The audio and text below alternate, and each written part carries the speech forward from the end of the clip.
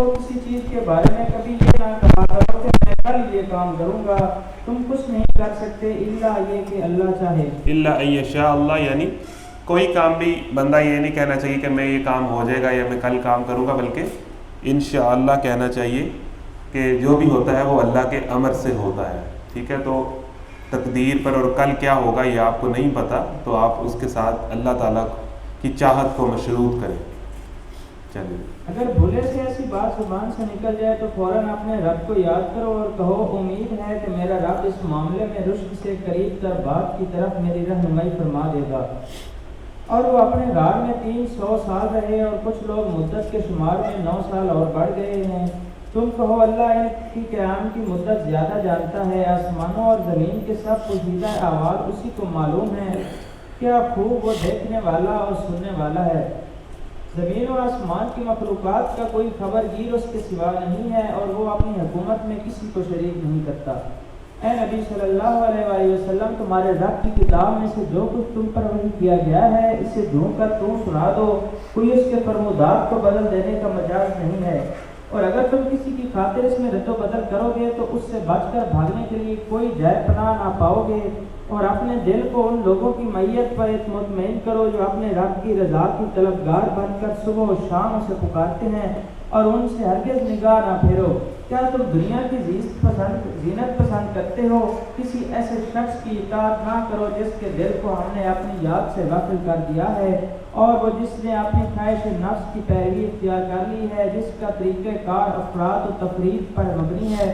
صاف کہہ دو کہ یہ حق ہے تمہارے رب کی طرف سے، اب جس کا جی چاہے مان لے اور جس کا جی چاہے انکار کر دے۔ اچھا، یہ ایک آیت ہے جی، وَاصْبِرْ نَفْسَكَ مَعَ الَّذِينَ يَدْعُونَ رَبَّهُمْ بِالْغَدَاةِ وَالْعَشِيِّ يُرِيدُونَ وَجْهَهُ۔ آپ کی کمپنی کن لوگوں کی ہونی چاہیے؟ اللہ کے نبی کو بھی یہی سمجھایا جا رہا ہے کہ آپ جو ہے سرداران قریش کی فکر نہ کریں، بلکہ اپنے آپ کو ان لوگوں کی معیت پر مطمئن کریں جو اپنے رب کی رضا کے طلبگار بن کر صبح و شام اسے پکارتے ہیں۔ اب دیکھیں، اس میں اللہ تعالیٰ کہہ رہا ہے کہ اپنے آپ کو ان لوگوں کی کمپنی میں مطمئن کریں، یعنی اپنے دل کو اس پوزیشن پر لائیں کہ وہ ایسے لوگوں میں اٹھنا بیٹھنا پسند کرے۔ عموماً اللہ والوں میں یا اللہ کو یاد کرنے والوں کی کمپنی میں بیٹھنے کا بہت زیادہ دل نہیں کرتا، بندہ بور ہو جاتا ہے نا، لیکن اس لیے یہ کہا گیا ہے کہ وَاصْبِرْ نَفْسَكَ، کہ اپنے آپ کو پریپیئر کریں، اپنے آپ کو تیار کریں کہ میرا جینا مرنا اٹھنا بیٹھنا انہی لوگوں میں ہوگا، دوستی یاری انہی لوگوں سے ہوگی جو بہرحال اپنے رب کو یاد کرتے ہیں، ٹھیک ہے۔ تو یہی ہے کہ بندہ یہی ہوتا ہے نا کہ مزہ نہیں آتا پھر، تو اپنے آپ کو مطمئن کریں، اپنے آپ کی اپنے نفس کو تیار کریں کہ وہ ایسے لوگوں میں ہی اٹھے بیٹھے، اپنے دل کو ان لوگوں کی معیت پر مطمئن کرو جو اپنے رب کی رضا کے طلبگار بن کر صبح و شام اسے پکارتے ہیں، اور ان سے ہرگز نگاہ نہ پھیرو۔ کیا تم دنیا کی زینت پسند کرتے ہو؟ یعنی تمہیں اور چیزیں اس کے علاوہ پسند آتی ہیں؟ کسی ایسے شخص کی اطاعت نہ کرو۔ اچھا، اب ہر کمپنی میں کوئی نہ کوئی تو لیڈر ہوتا ہے نا کہ بھئی یہ گروپ کا جو ہے یہ گرو ہے، پھر اسی طرح ہی اللہ تعالیٰ ہر اس شخص کی اطاعت سے ہمیں کہہ رہا ہے کہ منہ پھیر لو جس کے دل کو ہم نے اپنی یاد سے غافل کر دیا ہے۔ اب سیدھی سی بات ہے کہ ہماری انسپریشنز کون ہوں، ہم کن سے متاثر ہوں، ہم کن کے فین ہوں، ہم کن کو فالو کریں، یہ بڑا میٹر کرتا ہے۔ اب ہماری کوئی انسپریشن اس طرح کی کوئی سیلیبریٹی ہے یا اس طرح کی کوئی پرسنالٹی ہے جس کا دین سے کوئی لینا دینا نہیں ہے، تو اس کے اثرات بھی ہم پر بہت نیگیٹو ہوں گے، ٹھیک ہے۔ تو کسی ایسے شخص کی اطاعت نہ کرو یا اس کو فالو نہ کرو جس کے دل کو ہم نے اپنی یاد سے غافل کر دیا ہے اور جس نے اپنی خواہش نفس کی پیروی اختیار کر لی۔ اب ہماری سارے جو ہیں ہمارے آئیڈیلز جو ہیں وہ اسی طرح کے لوگ ہیں جن کا خدا یا دین سے کوئی خاص لینا دینا نہیں ہے، جس کے دل کو ہم نے اپنی یاد سے غافل کر دیا ہے اور جس نے اپنی خواہش نفس کی پیروی اختیار کر لی ہے اور جس کا طریقہ کار افراط و تفریط پر مبنی ہے۔ یعنی ہر خواہش نفس پر چلنے والے کسی بھی آدمی کی اطاعت نہ کرو، نہیں تو تم بھی پھنسو گے، تمہارے اوپر بھی اس کے اثرات ہوں گے۔ صاف کہہ دو کہ یہ حق ہے تمہارے رب کی طرف سے، اب جس کا جی چاہے مان لے اور جس کا جی چاہے انکار کر دے۔ ہم نے انکار کرنے والے ظالموں کے لیے ایک آگ تیار کر رکھی ہے جس کی لپیٹیں انہیں گھیرے میں لے چکی ہیں، وہاں اگر وہ پانی مانگیں گے تو ایسے پانی سے ان کی تواضع کی جائے گی جو تیل کی تلچھٹ جیسا ہوگا اور ان کا منہ بھون ڈالے گا، بدترین پینے کی چیز اور بہت ہی بری آرام گاہ۔ رہے وہ لوگ جو ایمان میں اور نیک عمل کریں تو یقیناً ہم نیکوکار لوگوں کا اجر ضائع نہیں کرتے۔ ان کے لیے سدا بہار جنتیں ہیں جن کے نیچے نہریں بہ رہی ہوں گی، وہاں وہ سونے کے کنگنوں سے آراستہ کیے جائیں گے، باریک ریشم اور اطلس اور دیبا کے سب کپڑے پہنیں گے۔ دیکھیں نا یہ اب دیکھیں سونا مرد پہ حرام ہے، ریشم مرد پہ حرام ہے، پھر اسی طرح شراب مرد پہ حرام ہے، تو یہ جتنی حرام کردہ چیزیں ہیں یہ بہت ساری ان میں سے وہاں پر جو ہے وہ حلال ہو جائیں گی۔ تو گویا اس میں بعض اوقات ہمیں سمجھ نہیں آتی کہ یہ چیز کیوں حرام ہے، تو اس کی ریزن کیا ہے؟ تو اس کی ریزن یہ ہے کہ اللہ نے اس کو حرام کر دی ہے، بس وہ آپ کا کریٹر ہے، وہ آپ کا خدا ہے، اس نے کہا ہے کہ میں امتحان لینا چاہتا ہوں کہ تم مجھ سے کتنے وفادار ہو، میری کتنی بندگی کرتے ہو، تو بس میں نے یہ چیز حرام کر دی۔ اب تم اگر میرے بندے ہو یا مجھے خدا مانتے ہو تو اس سے بچو۔ ریزن سمجھ آتی ہے یا نہیں آتی؟ تو یہ اب کسی کو نہ ریزن سمجھ آئے کہ جی مرد پہ سونا کیوں حرام ہے یا ریشم کیوں حرام ہے، تو نہ سمجھ آئے، اللہ نے حرام کر دی، اور وہی اللہ اس کو جنت میں کہہ رہا ہے کہ اس سے مجھے بچ کے یہ ثابت کرو کہ تم میری بات تمہارے لیے اہمیت کی حامل ہے۔ بہت سی باتیں سمجھ آتی ہیں، کچھ باتیں سمجھ نہیں آتی۔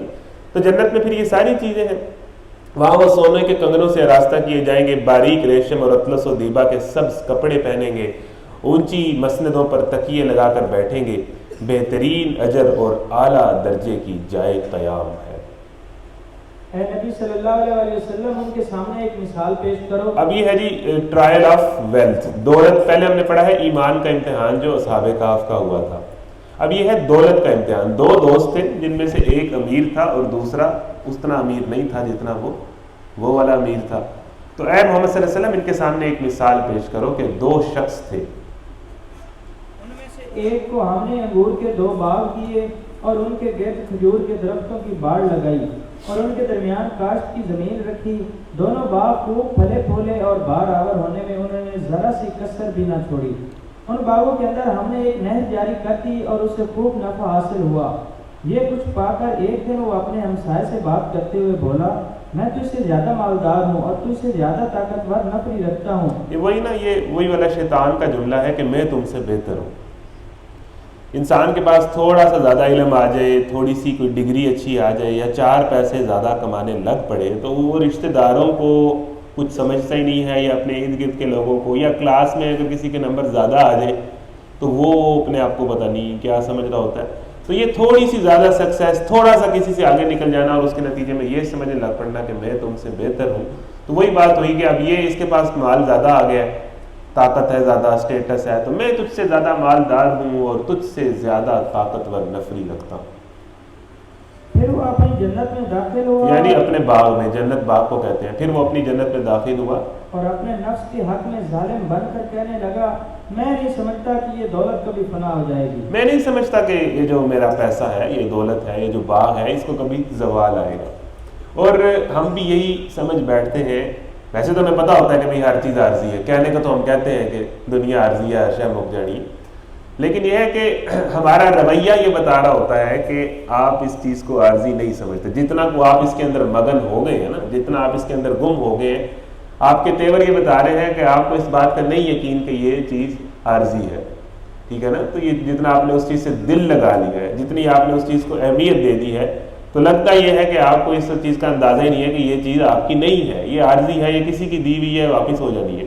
میں نہیں سمجھتا کہ یہ دولت کبھی فنا ہو جائے گی۔ یہ کسی بھی اپنے غیر اللہ کی کسی بھی چیز سے محبت کر کے انسان کا اللہ کو بھول جانا، یہ اس چیز کی دلیل ہے کہ وہ اس چیز کو پائیدار سمجھتا ہے، اور دوسری چیز جس نے وہ اس کو چھوڑا ہے وہ اس کو غیر ضروری سمجھتا ہے۔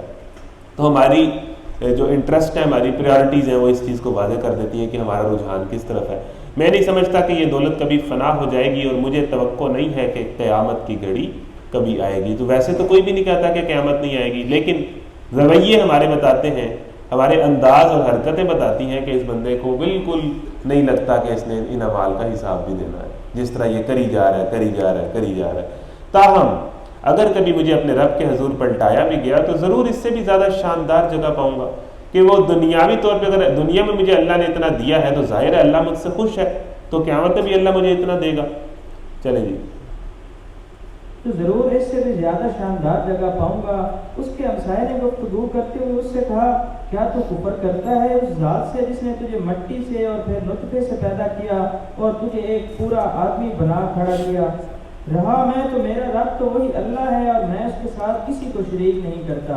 اور جب تو اپنی جنت میں داخل ہو رہا تھا تو اس وقت تیری زبان سے یہ کیوں نہ نکلا کہ ماشاء اللہ لا قوت الا باللہ؟ اب دیکھ لیں کہ یہ دونوں ہی مسلمان ہیں. پہلے والے نے بھی رب کی بات کی ہے کہ اگر مجھے لگتا ہے کہ بعد میں بھی اگر میں نے رب کے ہاں کوئی جگہ پائی تو زیادہ شان. دونوں مسلمان ہیں لیکن ایک کی توحید کلیئر ہے, دوسرے کی توحید کلیئر نہیں ہے. ایک کو کلمے کے صحیح معنی پتہ ہے, خدا کے رب ہونے کی صحیح ذمہ داریاں پتہ ہے, دوسرا غفلت میں. مسلمان تو دونوں ہیں, رب کی بات تو دونوں ہی کر رہے ہیں.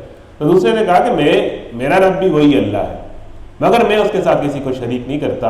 اور جب تو اپنی جنت میں داخل ہو رہا تھا تو اس وقت تیری زبان سے کیوں نہ نکلا کہ ماشاء اللہ لا قوت الا باللہ, یعنی ساری طاقتیں اللہ کی ہیں, جو چاہا ہے جو میرے پاس جو ہے یہ اللہ کی چاہت سے ہے, جو اللہ نے مجھے دیا ہے. تو یعنی تو نے اس کا یہ سارا شکر تیرا اللہ کی طرف کیوں نہیں لوٹا, تو نے خود کیوں سمجھا کہ اس میں میرا کوئی رول ہے یا میرا کوئی کردار ہے. تو یعنی یہ والا جو ہے یہ اللہ کو یاد کرنے والا ہے, دوسرا اللہ کو مانتا تو ہے لیکن بھولا ہوا ہے اللہ کو. اس وقت تیری زبان سے یہ کیوں نہ نکلا کہ ماشاء اللہ لا قوت الا باللہ. اگر تو مجھے مال اور اولاد میں اپنے سے کم تر پا رہا ہے تو بعید نہیں کہ میرا رب مجھے تیری جنت سے بہتر عطا فرما دے اور تیری جنت پر آسمان سے کوئی آفت بھیج دے جس سے وہ صاف میدان بن کر رہ جائے یا اس کا پانی زمین میں اتر جائے. بڑا عالی شان باغ تھا جس میں نہریں ہوں گی, آبشاریں ہوں گی اور وہ درختوں کو سیراب کرتی ہوں گی. تو بڑا کوئی ہائی لیول کا مہنگا عالی شان اس کا باغ ہوگا اور اس کے پاس اس کے نتیجے میں بہت دولت آتی ہوگی. تو اس کو دیکھ کر غرور میں مبتلا ہو گیا تھا. یا اس کا پانی زمین میں اتر جائے اور پھر تو اسے کسی طرح نہ نکال سکے. آخر کار ہوا یہ کہ اس کا سارا ثمرہ مارا گیا اور وہ اپنے انگوروں کے باغ کی ٹکیوں پر الٹا پڑا دیکھ کر اپنی لگائی ہوئی لاگت پر ہاتھ ہی ملتا رہ گیا اور کہنے لگا کاش میں نے اپنے رب کے ساتھ کسی کو شریک نہ ٹھہرایا ہوتا. نہ ہوا اللہ کو چھوڑ کر اس کے پاس کوئی جتھا کہ اس کی مدد کرتا اور نہ کر سکا وہ آپ ہی اس آفت کا مقابلہ. ہوا اس وقت معلوم ہوا کہ کارسازی کا اختیار خدائے برحق ہی کے لیے ہے. انعام وہی بہتر ہے جو وہ بخشے اور انجام وہی بخیر ہے جو وہ دکھائے. اب وہ کوئی طوفان آیا یا ہوا چلی اور اس کی آنکھوں کے سامنے وہ باغ جس کو دلی کو کہتا تھا کہ میں نہیں سمجھتا کہ اس کو کبھی زوال آئے گا, تو وہ الٹا بالکل ایک تباہی اور ویرانی کی شکل بن گیا. وہ ہر سارے اس کے درخت الٹ گئے اور وہ الٹا پڑا دیکھ کر اپنی ہی لگائی ہوئی لاگت پر ہاتھ ملتا رہ گیا. تو وہی بات ہے کہ انسان کو خوشحالی جو ہے وہ اللہ کو نہ بھلا دے. انسان کو اچھا یا برا وقت جو ہے اس کے نتیجے میں وہ اللہ کو نہ بھول جائے اور یہ سمجھ لگے کہ یہ سب کچھ پائیدار ہے, ختم نہیں ہونا. یہ جو مر گیا ہے بس اس نے ہی مرنا تھا, میں نے نہیں مرنا. جس کو ہم جنازہ پڑھ رہے ہیں مرنا اسی نہیں تھا, ہم نے شاید نہیں مرنا, تو یہ مرنا, تو یہ بندہ یہ بھول نہ جائے. ٹھیک ہے نا. تو کاش میں نے اپنے رب کے ساتھ کسی کو شریک نہ ٹھہرایا ہوتا. اس وقت اسے معلوم ہوا کہ کارسازی کا اختیار خدائے برحق کے ہی لیے ہے. چلیے. اور اے نبی صلی اللہ علیہ وسلم انہیں حیات دنیا کی حقیقت اس مثال سے سمجھاؤ کہ آج ہم نے آسمان سے پانی برسا دیا تو زمین کی پود خوب گھری ہو گئی اور کل وہی نباتات بھس بن کر رہ گئی جس سے ہوائیں اڑائے لیے پھرتی ہیں. اللہ ہر چیز پر قدرت رکھتا ہے. یہ مال اور یہ اولاد محض دنیوی زندگی کی ایک ہنگامی آرائش ہے. المال والبنون زینت الحیات الدنیا. یہ جو مال ہے, یہ جو اولاد ہے, یہ جو پیسہ ہے, یہ سارا کچھ ہے, یہ دنیاوی زندگی کی زینتیں ہیں, ہنگامی آرائشات ہیں. اصل چیز کیا ہے؟ والباقیات الصالحات. جو چیز باقی رہ جانی ہے نا وہ ہے نیک عمل. باقی ہر چیز ختم ہو جانی ہے. صرف جس چیز نے بچنا ہے قبر میں, جس چیز نے آپ کے ساتھ جانا ہے وہ ہے آپ کے اعمال. جس سکے نے روز قیامت چلنا ہے اور جس کی کرنسی مانی جائے گی وہ ہوگی نیکی. وہ جس کے پاس جتنی یہ مال اور یہ اولاد, یہ باقی سب کچھ جس کو تم جمع کرنے میں مصروف ہو اور اس کے پیچھے لڑ مر جاتے ہو اور اللہ کے تمام احکامات کو انہی چیزوں کے پیچھے بھول جاتے ہو, اصل میں تو باقی رہ جانے والی ہیں نیکیاں. والباقیات الصالحات تیرے رب کے نزدیک نتیجے کے لحاظ سے بہتر ہیں اور انہی سے اچھی امیدیں وابستہ. نہ پیسے سے امید لگائی جا سکتی ہے نہ باقی چیزوں سے. اگر آپ کو کوئی امید ہو تو بھئی یہ کام میں نے اللہ کے لیے کیا تھا, یہ میری قربانی ہے, یہاں میں نے بہت جو ہے وہ برداشت کر کے اور اگینسٹ جا کے لوگوں پہ اور اپنی محبت کو توڑ کے اور اپنے بتوں کو توڑ کے یہاں میں نے اللہ کے لیے کچھ کیا تھا. تو وہ جو آپ نے جہاں کچھ کیا ہے نا وہی کام آنا ہے. باقی سب جو ہوتا رہا ہے وہ بالکل. تو یہی جتنی بندہ کر لے جی, جتنے سجدے ہو جائیں، جتنی نیکیاں ہو جائیں، جتنی قربانیاں ہو جائیں، یہی ہیں، باقی تو سب کچھ بس ایسے ہی ہے اور اس کا کوئی فائدہ نہیں ہے۔ تو انہی نیکیوں سے یہ اچھی امیدیں وابستہ کی جا سکتی ہیں۔ فکر اس دن کی ہونی چاہیے جب کہ ہم پہاڑوں کو چلائیں گے اور تم زمین کو بالکل برہنہ پاؤ گے، اور ہم تمام انسانوں کو اس طرح گھیر کر جمع کریں گے کہ اگلے پچھلوں میں سے ایک بھی نہ چھوٹے گا، یعنی اگلے بھی جو گزر چکے ہیں، جو پچھلے، ہر تمام انسان جو اس دنیا میں آئے ہیں وہ سب جمع ہو جائیں گے، اور سب کے سب تمہارے رب کے حضور صف در صف صفے لگا کے لائن اپ کر کے پیش کیے جائیں گے۔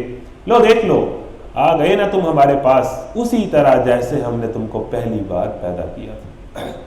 تم نے تو یہ سمجھا تھا کہ ہم نے تمہارے لیے کوئی واقعے کا وقت مقرر ہی نہیں کیا ہے اور نامہ اعمال سامنے رکھ دیا جائے گا۔ اس وقت تم دیکھو گے کہ مجرم لوگ اپنی کتاب زندگی کے اندراجات سے ڈر رہے ہوں گے اور کہہ رہے ہوں گے کہ ہائے ہماری کم بختی، یہ کیسی کتاب ہے کہ ہماری کوئی چھوٹی بڑی حرکت ایسی نہیں رہی جو اس میں درج نہ کی گئی ہو۔ یا ویلتنا ما لہذا الکتاب، یہ ایک ایسی کتاب ہے، لا یغادر صغیرہ ولا کبیرہ الا احصاها، میرا کوئی چھوٹے سے چھوٹا عمل، بڑے سے بڑا عمل، اس میں تو ایک ایک چیز اس نے درج کر دی، یعنی کوئی چیز رہنے نہیں دی انہوں نے۔ یعنی جن چھوٹے چھوٹے گناہوں کو ہم لے جاتے ہیں ایزی، تو وہ سب جب جب پورا طوفان بن کے اور وہ پہاڑ بن کے جب سامنے آئیں گے تو انسان کہے گا یا بھائی لتا، اس نے تو کوئی میرا ہی چھوٹا عمل کوئی بڑا عمل ہر چیز کا ہی ریکارڈ بنا دیا، یعنی میری کوئی چھوٹی سی بات جو میں نے رات کی تنہائی میں جا کے کوئی چھوٹا سا عمل کیا تھا وہ بھی یہاں لکھا ہوا ہے۔ تو یہ کیسی کتاب ہے کہ ہماری کوئی چھوٹی بڑی حرکت ایسی نہیں رہی جو اس میں درج نہ کی گئی ہو، جو کچھ انہوں نے کیا تھا وہ سب اپنے سامنے حاضر پائیں گے، اور تیرا رب کسی پر ظلم نہ کرے گا، وہ کتاب ہی فیصلہ کرے گی کہ ان کے ساتھ کیا ہونا چاہیے۔ یاد کرو جب ہم نے فرشتوں سے کہا کہ آدم کو سجدہ کرو تو انہوں نے سجدہ کیا مگر ابلیس نے نہ کیا، وہ جنوں میں سے تھا اس لیے آپ نے رب کے حکم کی اطاعت سے نکل گیا۔ وہی نا، جن تھا نا تو پھر تبھی اس نافرمانی کر پایا، جنوں میں سے تھا۔ فرشتے تو اللہ کی نافرمانی کر سکتے ہی نہیں ہیں اور کرتے بھی نہیں ہیں، تو ان کو بنایا ہی اسی طرح گیا ہے۔ تو یہ جن تھا اس لیے اپنے رب کی حکم کی اطاعت سے نکل گیا، اس کے پاس اختیار تھا نافرمانی کا، تو اس نے اس کو استعمال کیا۔ اب کیا تم مجھے چھوڑ کر اس کو اور اس کی ذریت کو اپنا سرپرست بناتے ہو، حالانکہ وہ تمہارے دشمن ہیں؟ بڑا ہی برا بدل ہے جسے ظالم لوگ اختیار کر رہے ہیں۔ میں نے آسمان و زمین پیدا کرتے وقت ان کو نہیں بلایا تھا اور نہ خود ان کو اپنی تخلیق میں شریک کیا تھا۔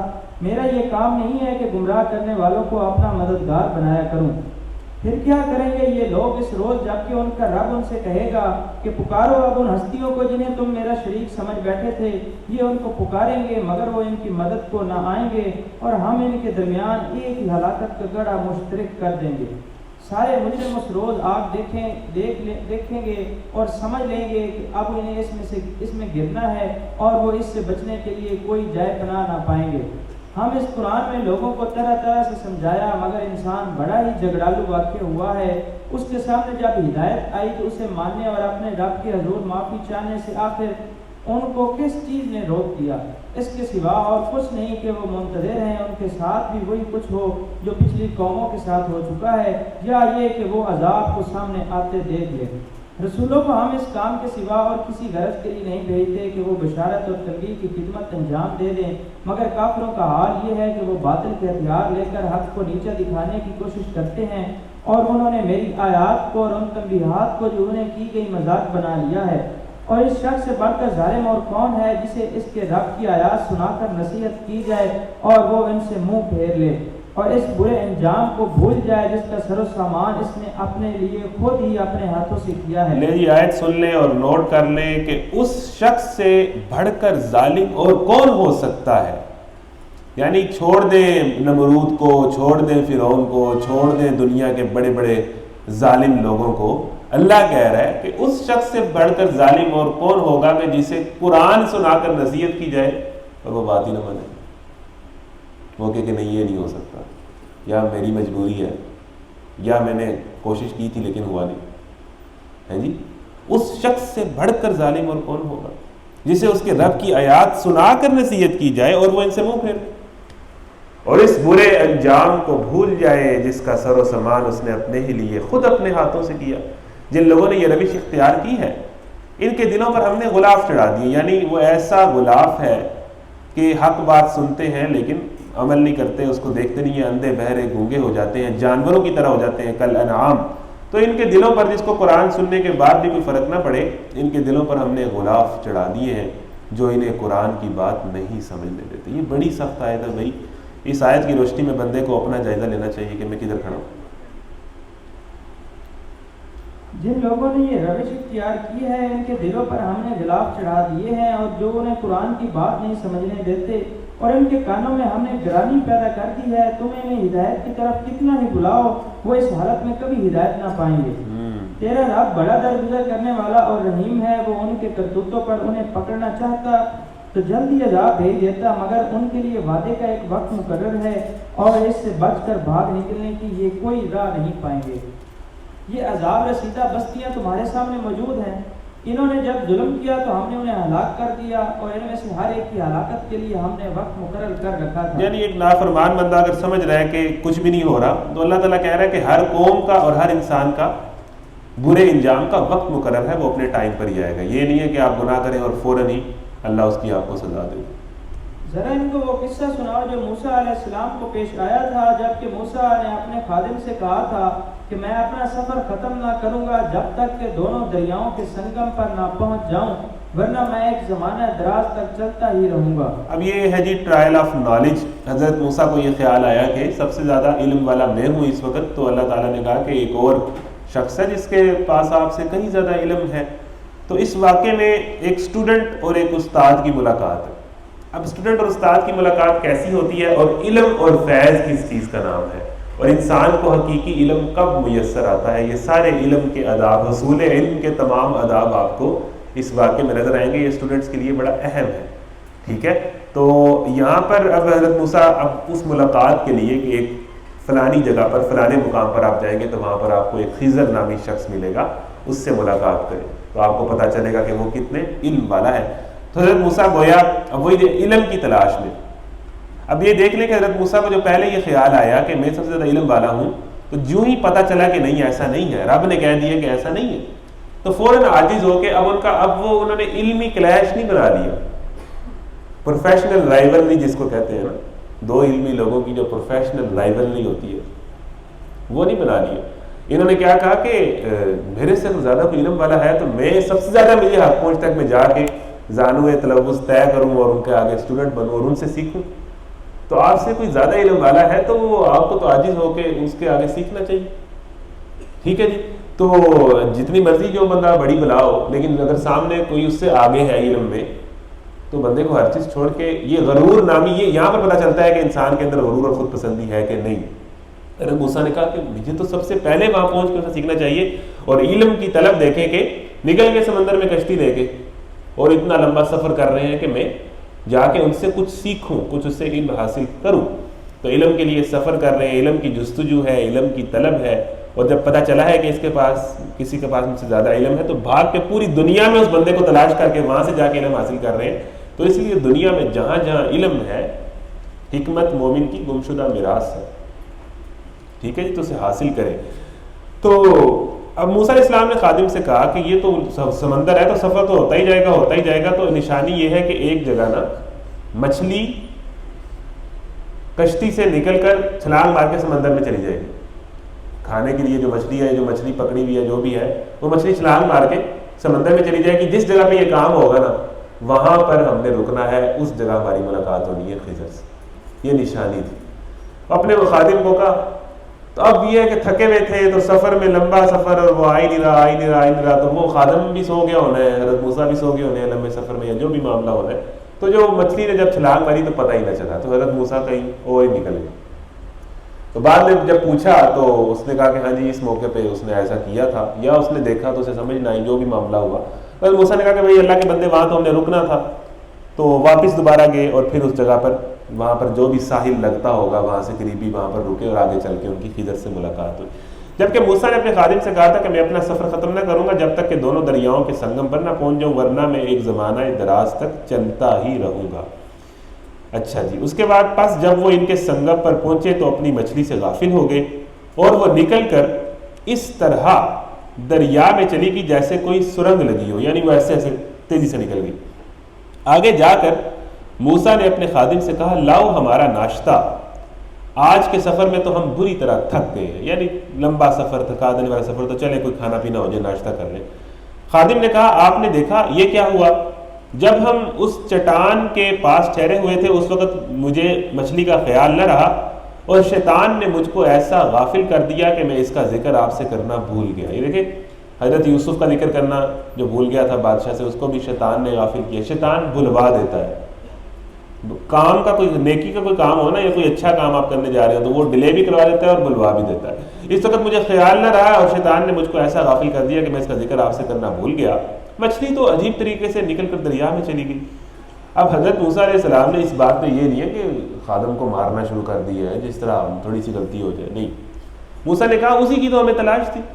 چنانچہ وہ دونوں اپنے نقش قدم پر پھر واپس ہوئے۔ اب وہ واپس گئے اور وہاں انہوں نے ہمارے بندوں میں سے ایک بندے کو پایا جسے ہم نے اپنی رحمت سے نوازا تھا اور اپنی طرف سے ایک خاص علم عطا کیا تھا۔ یہ ہے جی خضر کی علم کی انٹروڈکشن، کہ اس بندے کو اللہ نے اپنی، جس کو بندہ نے اللہ نے علم دیا ہو یعنی اس کو اللہ نے اپنی رحمت سے نوازا ہے اور اپنی طرف سے خاص علم عطا کیا تھا۔ ہاں جی، موسیٰ نے اس سے کہا کیا میں آپ کے ساتھ رہ سکتا ہوں تاکہ آپ مجھے بھی اس دانش کی تعلیم دیں جو آپ کو سکھائی گئی؟ یہ جی اسٹوڈنٹ کے آداب شروع ہو گئے ہیں۔ اسٹوڈنٹ کیسا ہوتا ہے؟ اسٹوڈنٹ نبی ہے، نبی اللہ سے کلام کرنے والا، کلیم اللہ ہے جی، اور وہ پورا بیک گراؤنڈ آپ دیکھ لیں، وہ بنی اسرائیل میں جو کیا اور سارا کچھ جو ہے، موسیٰ علیہ السلام کوئی عام پرسنالٹی تو تھے نہیں، تو ہم کس کھیت کی موری ہیں؟ موسیٰ نے اس سے کہا کیا میں آپ کے ساتھ رہ سکتا ہوں تاکہ مجھے بھی اس دانش کی تعلیم دیں جو آپ کو سکھائی گئی ہے۔ علم کی جو پہلی منزل ہے وہ یہ سمجھ آیا کہ وہ ہے ادب۔ علم ادب کے بغیر نہیں آتا۔ بدتمیز اسٹوڈنٹ کو علم نہیں کبھی آئے گا۔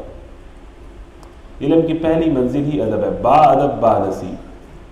فرسٹ اسٹیج آف نالج جو ہے نا وہ ادب، کہ ایک تو آپ ان کو اپنے سے بڑا سمجھیں، اور کہ اب حضرت موسیٰ کہہ رہے ہیں کہ کیا آپ کے پاس ٹائم ہے سر کیا آپ کے پاس ٹائم ہے کہ میں آپ سے کچھ سیکھ لوں، آپ کا کوئی لیکچر لے لوں، آپ کی کوئی بات سن لوں؟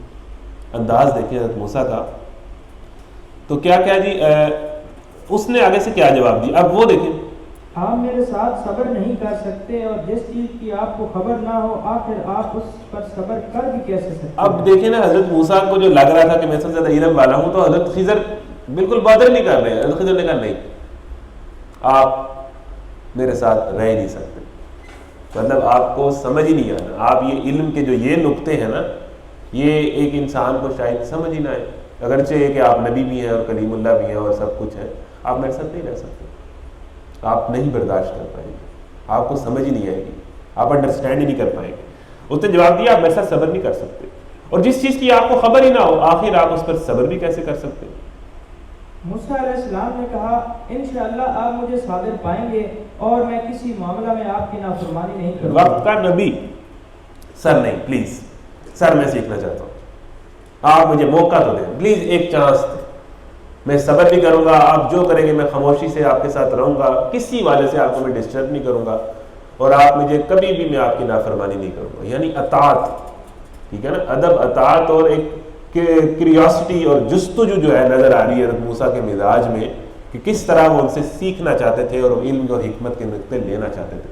موسیٰ نے کہا انشاءاللہ آپ مجھے صابر پائیں گے اور میں کسی معاملے میں آپ کی نافرمانی نہ کروں گا۔ اچھا، اس نے کہا اچھا اگر آپ میرے ساتھ چلتے ہیں تو مجھ سے کوئی بات نہیں پوچھیں گے جب تک کہ میں خود اس کا آپ سے ذکر نہ کروں۔ اب یہ عجیب معاملہ ہے۔ اب حضرت خضر نے کہا کہ ٹھیک ہے، اب آپ نے میرے ساتھ رہنا ہے تو بولنا نہیں، یعنی کہ اس سے یہ پتہ چلا ہے کہ خاموشی سے علم آتا ہے، خاموشی سے بندہ آبزرو کرے نا چیزوں کو تو اسے نئے نئے نقطے پتہ چلتے ہیں۔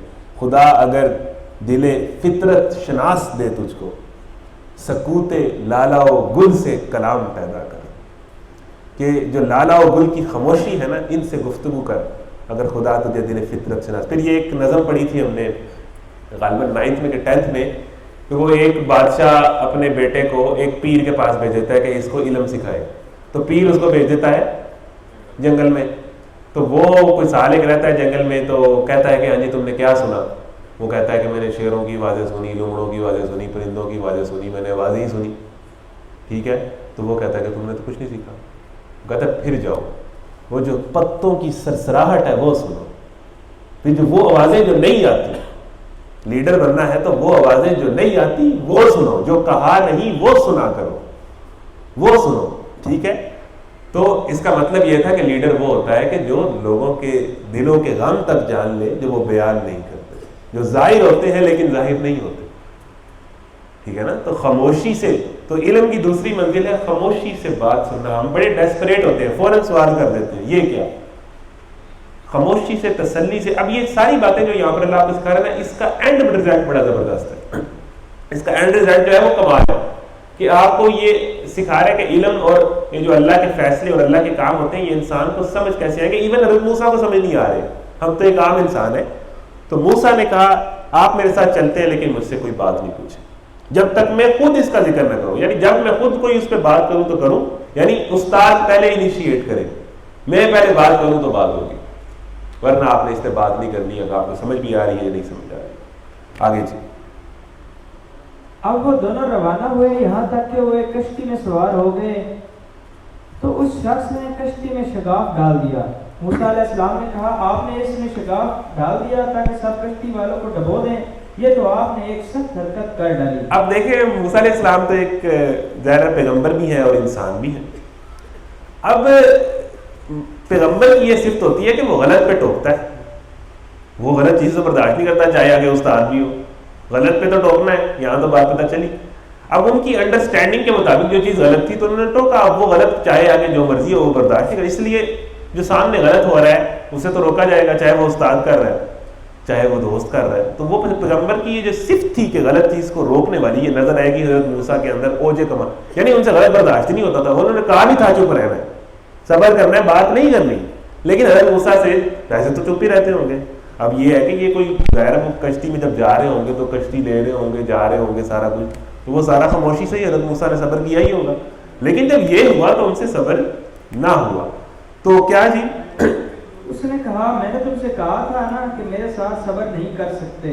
موسیٰ نے کہا بھول چوک پر مجھے نہ پکڑیے, میرے معاملے میں آپ ذرا سختی سے کام نہ لیں. اچھا جی, اب وہ کشتی میں گئے ہیں تو حضرت خضر نے کوئی کلاڑا لے کے کشتی میں سوراخ کر دی, کشتی کو عیبدار کر دیا اور بالکل ہی جو ہے نا اچھی خاصی کشتی تھی, اس پہ چنگی پلی ضرب لگا دی. حضرت موسیٰ نے کہا یہ کیا کیا, یہ آپ نے غریبوں کی کشتی ہے, وہ اس سے مسا مار کے روٹی کماتے ہیں, آپ نے ان کی کشتی کا جو ہے وہ کلاڑا مار کے.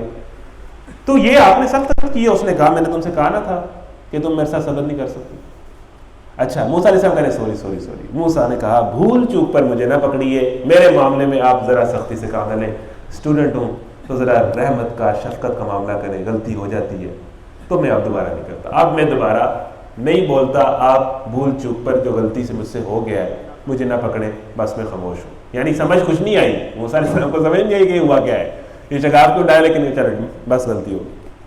نیکسٹ پھر کیا ہوا. پھر وہ دونوں چلے یہاں تک کہ ان کو ایک لڑکا ملا اور اس شخص نے اسے قتل کر دیا.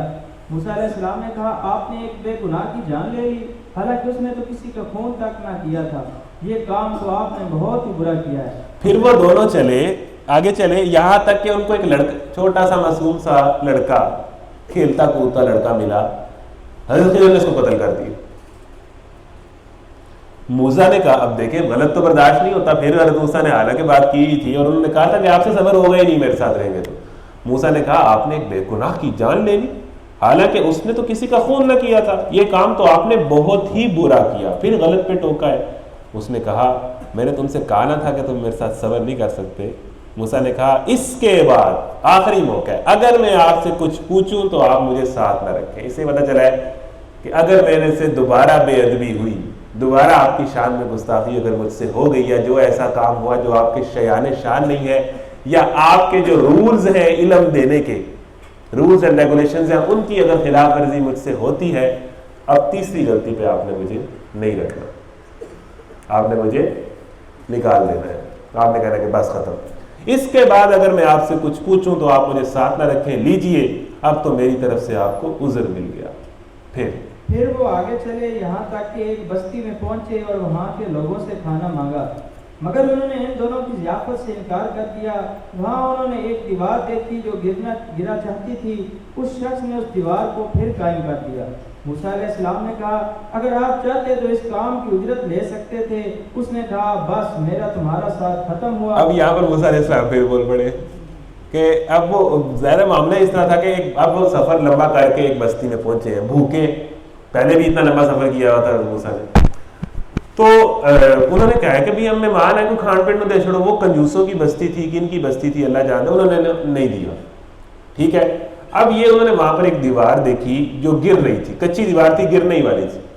حضرت خضر نے اس دیوار کو پکا کر کے بنانا شروع کر دیا، ظاہر اس پہ ٹائم لگا ہوگا، وہ اینٹیں ٹوئی ہوں گی، چنگا پلا کام ہوگا۔ حضرت موسیٰ نے کہا کہ انہوں نے ویسے ہمیں کھانے کچھ نہیں دیا، بھوک بھی ہمیں لگی ہے، تو آپ اس دیوار کو بنانے کی اجرت ان سے لے لیتے کہ میں آپ کا یہ کام کر دیتا ہوں، تو آپ کچھ پیسے دے دیں تاکہ ہم پھر کچھ کھا پی لیتے اور اپنی ضروریات پوری کر لیتے۔ تو یہ بات کی حضرت موسیٰ نے، ایک نارمل سی لاجیکل سی بات تھی کہ انہوں نے کھانے نہیں دیا تو آپ نے ان کا ایک انہوں نے آپ کے ساتھ زیادتی کی ہے، الٹا ہم ان کا کام بھی کر رہے ہیں، ان کی دیوار بھی پکی کر رہے ہیں اور فری آف کاسٹ کر رہے ہیں۔ حضرت خضر نے کہا بس اب تم تیسری دفعہ بول پڑے ہو، اب ھذا فراق بینی و بینک، اب تیرے میرے راستے جدا ہے، اب نہیں، اب یعنی کہ اب آگے تجھ سے 2 موقع دے دیے، نہیں سفر ہوا، آگے بھی تجھ سے سفر، میرے ساتھ رہو گے تو سمجھ ہی نہیں پاؤ گے دنیا کی حکمتوں کو، میرے کاموں کو، آپ انڈرسٹینڈ ہی، یعنی ایک بشر انڈرسٹینڈ ہی نہیں کر پاتا اللہ کے حکمتوں کو، اللہ کے فیصلوں کو۔ اب جو آپ سنو، اب میں تمہیں ان 3 باتوں کی حقیقت بتاتا ہوں جن پر تم سے صبر نہیں ہوا تھا، یعنی جاتے جاتے مجھ سے علم کے نقطے لے جاؤ، جتنا میرے ساتھ رہ کے سیکھا ہے، اس کے بعد اب ختم ہے۔ اس کشتی کا معاملہ یہ ہے کہ وہ چند غریب آدمیوں کی تھی جو دریا میں محنت مزدوری کرتے تھے۔ میں نے چاہا کہ اسے عیب دار کر دوں کیونکہ آگے ایک ایسے بادشاہ کا علاقہ تھا جو ہر کشتی کو زبردستی چھین لیتا تھا۔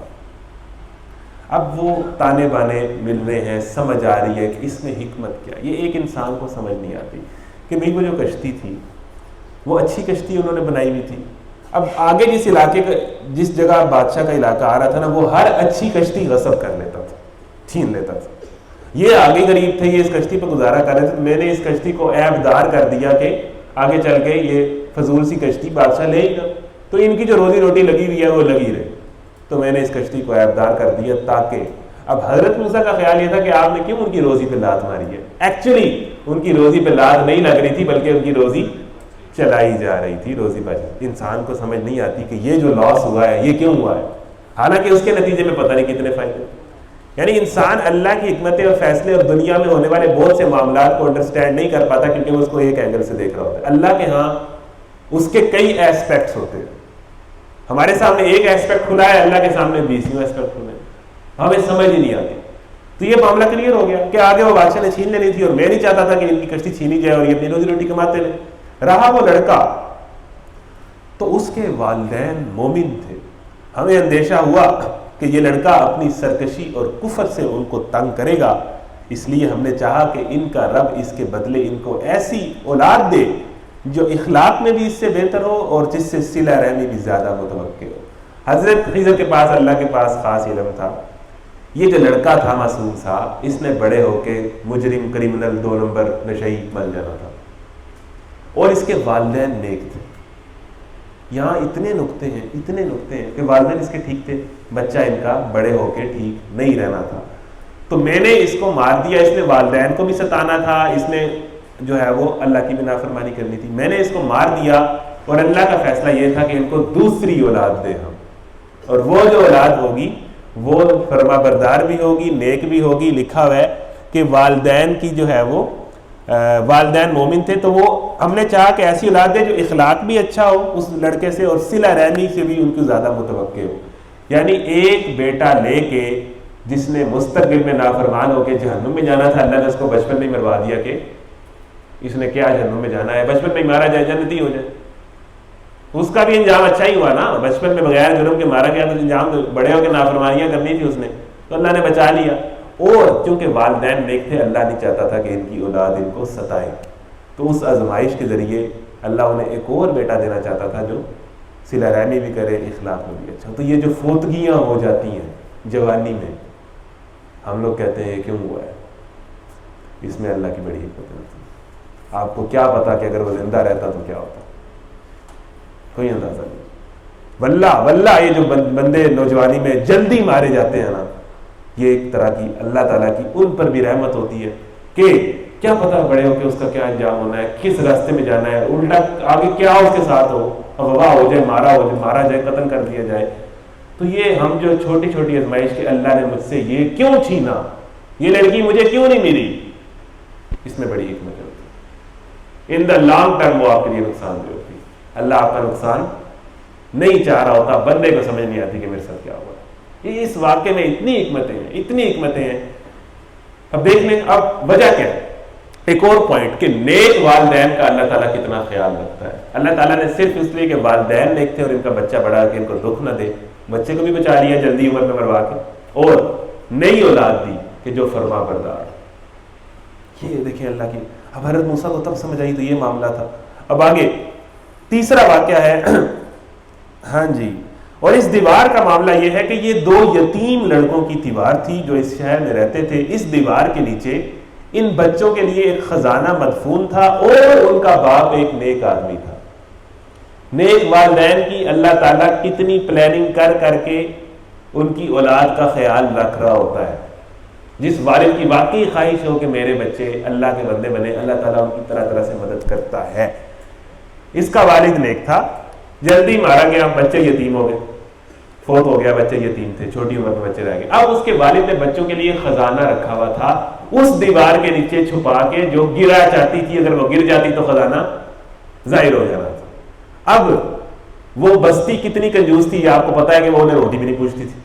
تو جو اتنے کنجوس، انہوں نے خزانے کے ساتھ کیا کرنا تھا، انہوں نے تو کھا بھی جانا تھا. تو اللہ تعالیٰ ان یتیم بچوں کے خزانوں کی حفاظت کرنا چاہتا تھا، کیونکہ ان کا والد نیک آدمی تھا کہ یہ بچے بڑے ہوں اور جن کے پاس جب طاقت آ جائے تو یہ خزانہ خود لے لیں. چھوٹے بچے ہیں تو کسی نے ان کو کیا پوچھنا ہے خزانہ، وہ کہتے بھی نہیں کہ ہمارا ہے تو وہ لے جائیں گے. تو میں نے اس لیے وہاں پر دیوار کھڑی کر دی کہ خزانہ محفوظ رہے، اور دیوار اس وقت تک قائم رہے جب تک بچے بڑے نہیں ہو جاتے اور خزانے کو لینے کے اہل نہیں ہو جاتے. یہ بھی نیک آدمی تھا. اچھا، اس دیوار کے نیچے ان بچوں کے لیے خزانہ محفوظ ہے، ان کا باپ ایک نیک آدمی تھا، اس لیے تمہارے رب نے چاہا کہ یہ دونوں بچے بالغ ہوں اور اپنا خزانہ نکال لیں. میں نے دیوار پکی کر دی. یہ تمہارے رب کی رحمت کے بنا پر کیا گیا ہے، میں نے کچھ اپنے اختیار سے نہیں کر دیا. یہ ہے حقیقت ان باتوں کی جن پر تم صبر نہ کر سکے تھے. اب اس میں ایک پوائنٹ لے لیں کہ حضرت خضر کے متعلق بحث کی گئی ہے تفسیر میں کہ یہ انسان نہیں تھے، یہ فرشتے تھے. کیونکہ ایک انسان کو یہ اختیار نہیں ہے کہ وہ ایک بچے کو مار دے، چاہے اسے یہ پتا ہو کہ بڑے ہو کے گناہ گار ہو جائے گا. یہ رائٹ ان کے پاس بشر کو یہ کسی نبی کو بھی نہیں. نبیوں کو نہیں پتا ہوتا تھا کہ کون منافق ہے، پتا ہوتا تھا لیکن ان کو مارنے کا رائٹ تو نہیں تھا. تو یہ بحث کی گئی ہے کہ یہ چونکہ اللہ کی طرف سے کوئی فرشتے تھے تو وہ انسانی جو بھی معاملہ تھا تو وہ جو ان کے یہ رائٹس تھے، بالخصوص یہ کشتی کو عیب دار کرنے کے یا دیوار پکی کرنے کے، یہ ان کے خصوصی رائٹس تھے، یہ ایک انسان کے نہیں ہو سکتے. تو تفسیر میں یہ بحث کی گئی ہے کہ یہ فرشتے تھے. تو اس حیثیت سے انہوں نے اس بچے کو مارا. آپ کوئی سوال پوچھے نا کہ بچہ بڑے ہو کے کیسا تھا تو ہم مار تو نہیں نہ سکتے اس کو، تو یہ رائٹ ہے، یہ انسان نہیں کر سکتا، فرشتے تھے. تو سمجھ کیا لگا؟ علم ادب سے آتا ہے، علم خاموشی سے آتا ہے، علم صبر سے آتا ہے. علم جو ہے وہ چیزوں کو بہت گہرے طریقے سے آبزرو کر کے ایک لمبی عمر اور لمبے عرصے بعد انسان پہ حقیقتیں آشکار ہوتی ہیں. انسان حضرت موسیٰ جیسے عالم فاضل اللہ سے کلام کرنے والے چیزوں کو انڈرسٹینڈ نہیں کر پا رہے تھے، تو ایک انسان کے بس میں نہیں ہے کہ اللہ کے فیصلوں اور حکمتوں کو سمجھ سکے، لیکن بہتری اس میں انسان کی بھی ہوتی ہے. لیں جی، بڑا خوبصورت واقعہ تھا، آگے چلیں گے. اور اے نبی صلی اللہ علیہ وآلہ وسلم، یہ لوگ تم سے ذوالقرنین کے بارے میں پوچھتے ہیں، ان سے کہو میں اس کا کچھ حال تم کو سناتا ہوں. ہم نے اس کو زمین میں اقتدار عطا کر رکھا تھا اور اسے ہر قسم کے اسباب و وسائل بخشے تھے. اس نے پہلے مغرب کی طرف ایک مہم کا سر و سامان کیا، حتیٰ کہ جب وہ غروب آفتاب کی حد تک پہنچ گیا تو اس نے سورج کو ایک کالے پانی میں ڈوبتے دیکھا اور وہاں اسے ایک قوم ملی. ہم نے کہا اے ذوالقرنین، تجھے یہ مقتدرت بھی حاصل ہے کہ ان کو تکلیف پہنچائے اور یہ بھی کہ ان کے ساتھ نیک رویہ اختیار کرے. اس نے کہا جو ان میں سے ظلم کرے گا ہم اس کو سزا دیں گے، پھر وہ اپنے رب کی طرف پلٹایا جائے گا اور اسے اور زیادہ سخت عذاب دے گا. اور جو ان میں سے ایمان لائے گا اور نیک عمل کرے گا اس کے لیے اچھی جزا ہے اور ہم اس کو نرم احکام دیں گے. پھر اس نے ایک دوسری مہم کی تیاری کی، یہاں تک کہ طلوع آفتاب کی حد تک جا پہنچا۔ وہاں اس نے دیکھا کہ سورج ایک ایسی قوم پر طلوع ہو رہا ہے جس کے لیے دھوپ سے بچنے کا کوئی سامان نہیں ہے۔ یہ حال تھا ان کا، اور ذوالقرنین کے پاس جو کچھ تھا اسے ہم جانتے تھے۔ پھر اس نے ایک اور مہم کا سامان کیا، یہاں تک کہ جب دو پہاڑوں کے درمیان پہنچا تو اسے ان کے پاس ایک قوم ملی جو مشکل ہی سے کوئی بات سمجھتی تھی۔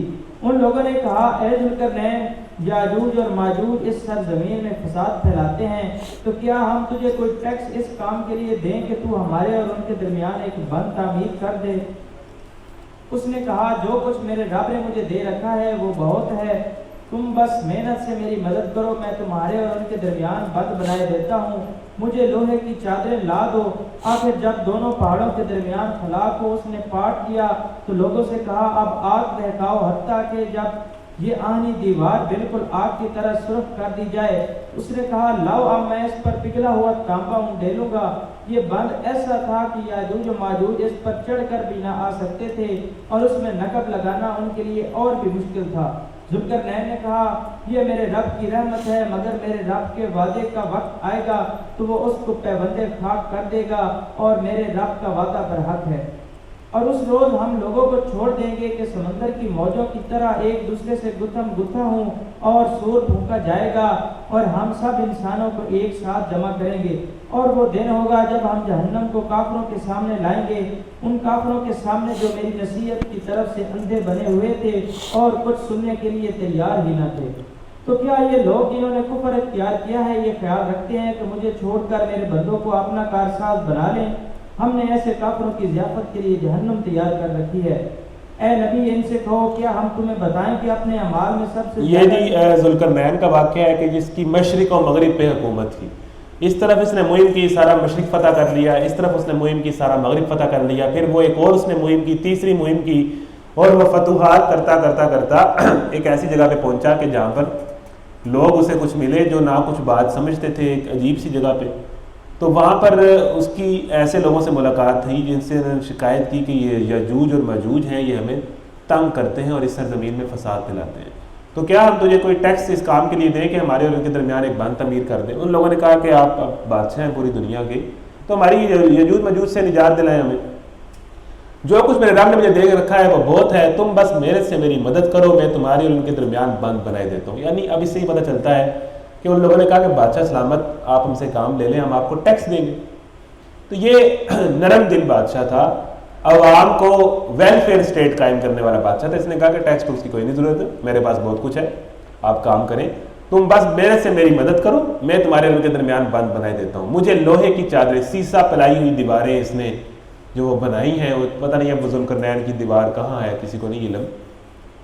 آخر جب دونوں پہاڑوں کے درمیان خلا کو اس نے پاٹ دیا تو لوگوں سے کہا کہ اب آگ دکھاؤ، حتیٰ کہ جب یہ آہنی دیوار بالکل آگ کی طرح سرخ ہوگی تو اس نے کہا، لاؤ اب میں اس پر پگھلا ہوا تانبا اڈھیلوں گا۔ یہ بند ایسا تھا کہ یاجوج ماجوج اس پر چڑھ کر بھی نہ آ سکتے تھے، اور اس میں نقب لگانا ان کے لیے اور بھی مشکل تھا۔ یعنی اس نے ایک ایسی فصیل بنا دی کہ باہر سے آنے والے اینمی جو ہیں یا پھر یاجوج ماجوج بخصوص وہ حملہ ہی نہیں کر سکتے تھے۔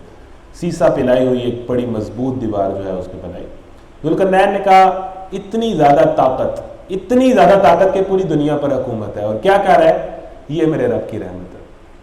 یعنی یہ ہے کہ اتنی زیادہ ہمارے پاس تھوڑی سی طاقت آ جائے تو ہم زیادتی کرنا شروع کر دیتے ہیں۔ ذوالقرنین کے پاس مشرق و مغرب اور دنیا کی حکومت تھی، اور ساری کرتا کیا تھا، لوگوں کے ویلفیئر کے لیے سے جس طرح ان کی مدد کی، لوگ آسان حاکم یہ تھا کہ عوام کو ریلیف دیتا تھا، ٹھیک ہے نا، ان پہ بہت زیادہ پابندیاں نہیں لگاتا تھا۔ پھر یہ کہتا تھا کہ جو بھی میں نے کیا ہے یہ میں نے نہیں کیا بلکہ میرے رب کی رحمت ہے، مگر جب میرے رب کے وعدے کا وقت آئے گا تو وہ اس کو پیوند خاک کر دے گا، یعنی یہ دیوار بھی اللہ چاہے تو اس کو خاک میں ملا دے، اور میرے رب کا وعدہ برحق ہے۔ اچھا جی، یہ جو آیت اب پڑھنے لگے ہیں عامر بھائی، یہ بڑی خوبصورت آیت ہے، سورہ کہف کی معروف آیت ہے، پڑھیں جی۔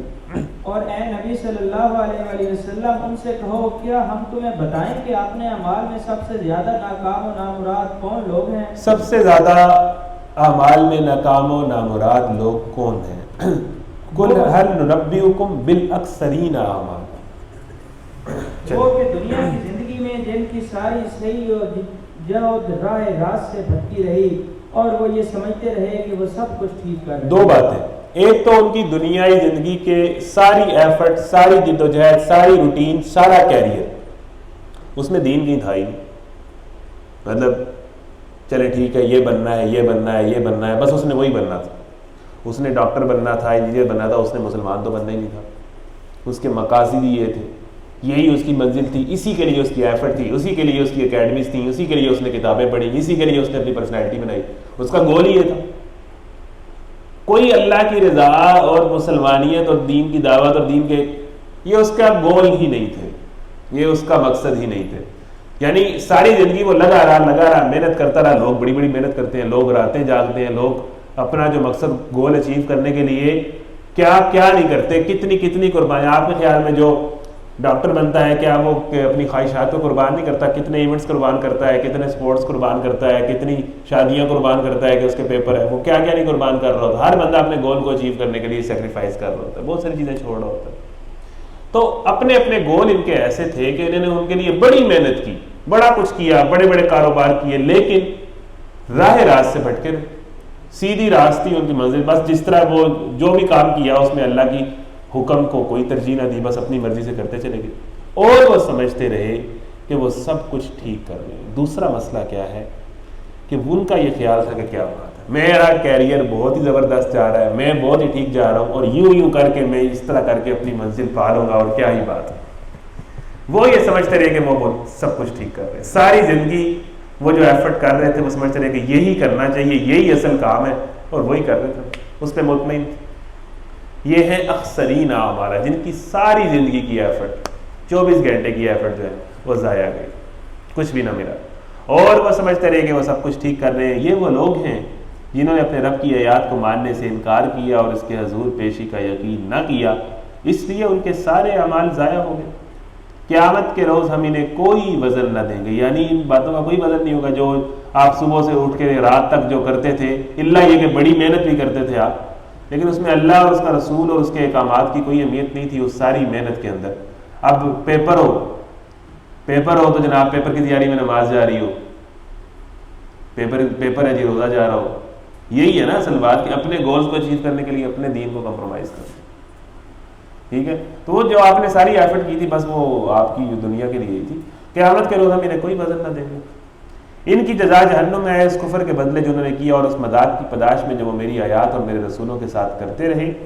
البتہ وہ لوگ جو ایمان لائے اور جنہوں نے نیک عمل کیے، ان کی میزبانی کے لیے فردوس کے باغ ہوں گے جن میں وہ ہمیشہ رہیں گے، اور کبھی اس جگہ سے نکل کر کہیں اور جانے کا ان کا جی نہ چاہے گا۔ اگر کسی کا یہ خیال ہے کہ میں جنت میں بور ہو جاؤں گا تو وہ اس آیت کو پڑھے، اور اس پہ میں نے پڑھا تھا کہ جنت میں انسان بور اس لیے بھی نہیں ہوگا کہ جنت میں ہر لمحہ نئی چیز ہوگی۔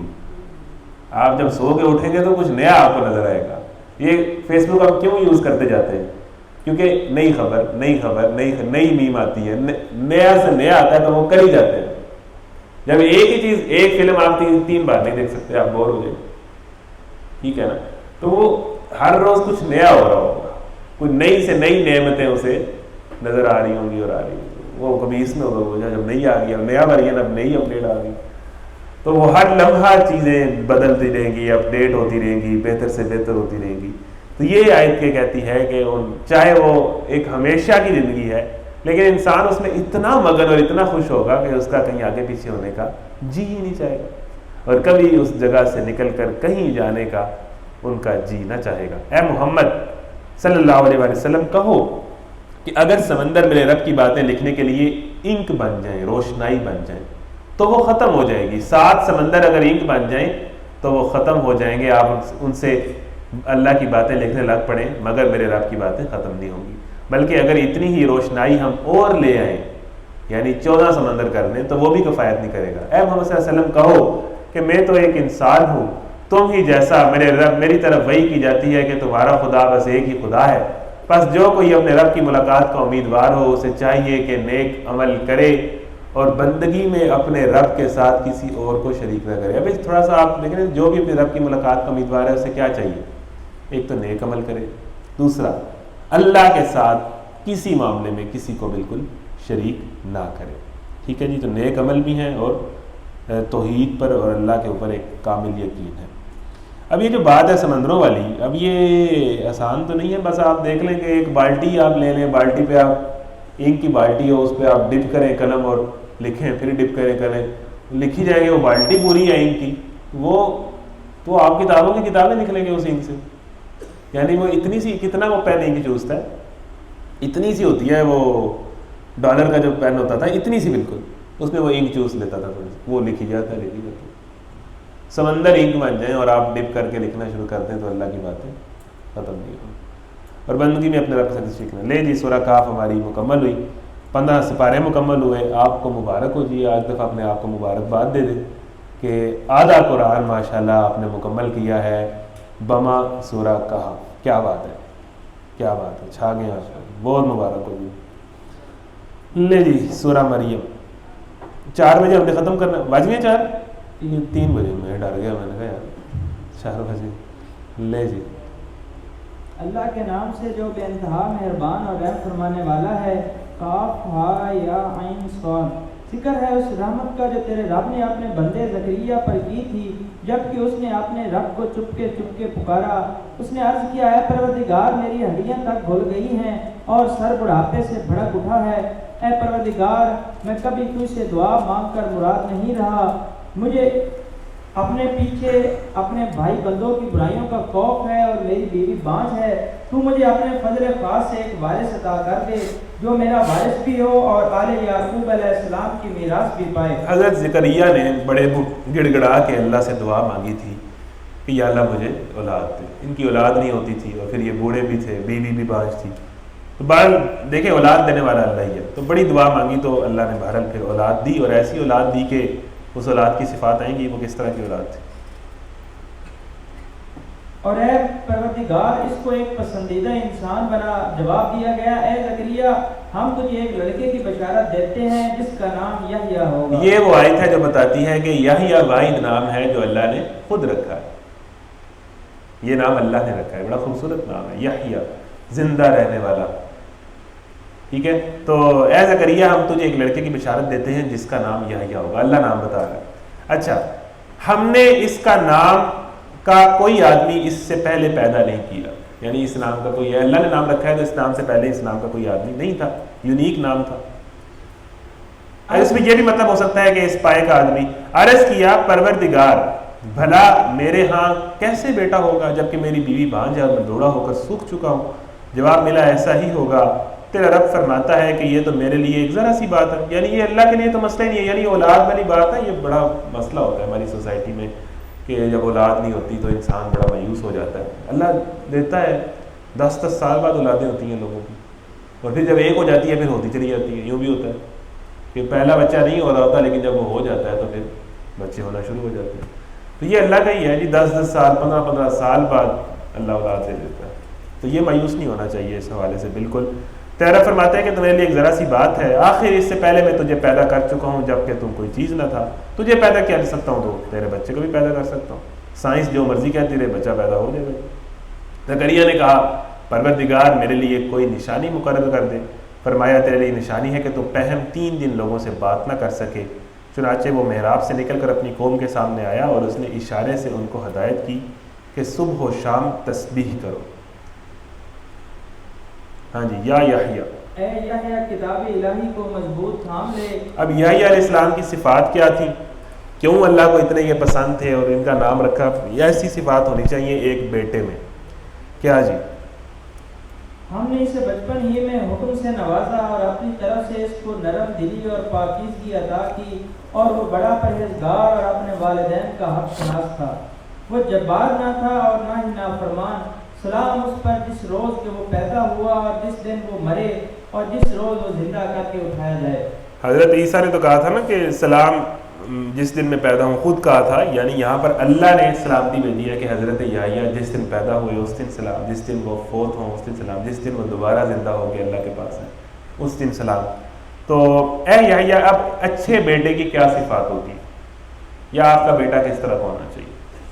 ایک تو یہ ہے کہ اس کا قرآن سے بہت مضبوط تعلق ہو، کیونکہ اول آخر ہدایت کا سرچشمہ، سورس، مرشد، ایک ایک چیز قرآن ہی۔ تو آپ کے بیٹے کا یا یحییٰ کتاب الہی کو مضبوطی سے پکڑ لو، اللہ کی کتاب، یہ بس یہی ہے تمہارا، ہر لمحے، ہر مشکل میں، ہر پریشانی میں، ہر کنفیوژن میں تم نے اسی سے رجوع کرنا ہے، اسی کو کنسلٹ کرنا ہے، یہی ہے سب کچھ۔ نمبر 1، ہم نے اسے بچپن ہی میں سے حکم سے نوازا اور اپنی طرف سے نرم دلی، لیکن نرم دل ہونا، معاف کرنے والا ہونا، ویلکمنگ ہونا، لوگوں کے ساتھ اچھے اخلاق اور برتاؤ ہونے والا ہونا، لیکن نا جہنم اس شخص پہ حرام ہے جو بڑا ملنسار ہو، بڑا اچھے اخلاق والا ہو، اور اپنی طرف سے اس کو نرم دلی اور پاکیزگی عطا کی۔ نمبر 3، آپ کا بیٹا پاکیزہ، گرل فرینڈ نہ ہو اس کی، یہ زنا والا معاملہ اور یہ زنا کے جو رستے ہیں ان میں نہ ہو، پاک پاکیزہ، یہ ہے جی اچھے بیٹے کی صفات، پاکیزگی عطا کی، جسمانی طور پہ بھی پاکیزہ، اخلاقی طور پہ بھی پاکیزہ، لباس کے حوالے سے بھی پاکیزہ، اور وہ بڑا پرہیزگار اور اپنے والدین کا حق شناس تھا۔ دوسرا وہی بات، حضرت یوسف کو لے لیں، یہ موسیٰ علیہ السلام اور خضر میں 2 باتیں لے لیں والدین کی یہاں پر اور یہاں پر، کہ والدین سے بڑا اس کا اچھا رویہ اور حق شناس تھا، نہ وہ جبار تھا نہ نافرمان تھا، یہ صفات تھی جی ان کی۔ اس پر جس روز کے وہ پیدا ہو سلام ہے، جس دن وہ مرے اس پر سلام ہے، اور جس دن وہ زندہ کر کے اٹھایا جائے سلام ہے۔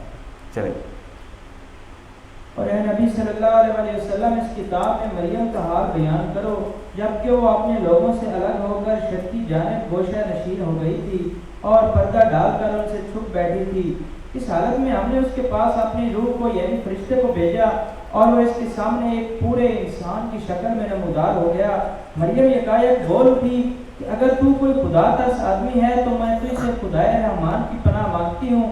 اس نے کہا میں تو تیرے رب کا فرستادہ ہوں اور اس لیے بھیجا گیا ہوں کہ تجھے ایک پاکیزہ لڑکا دوں۔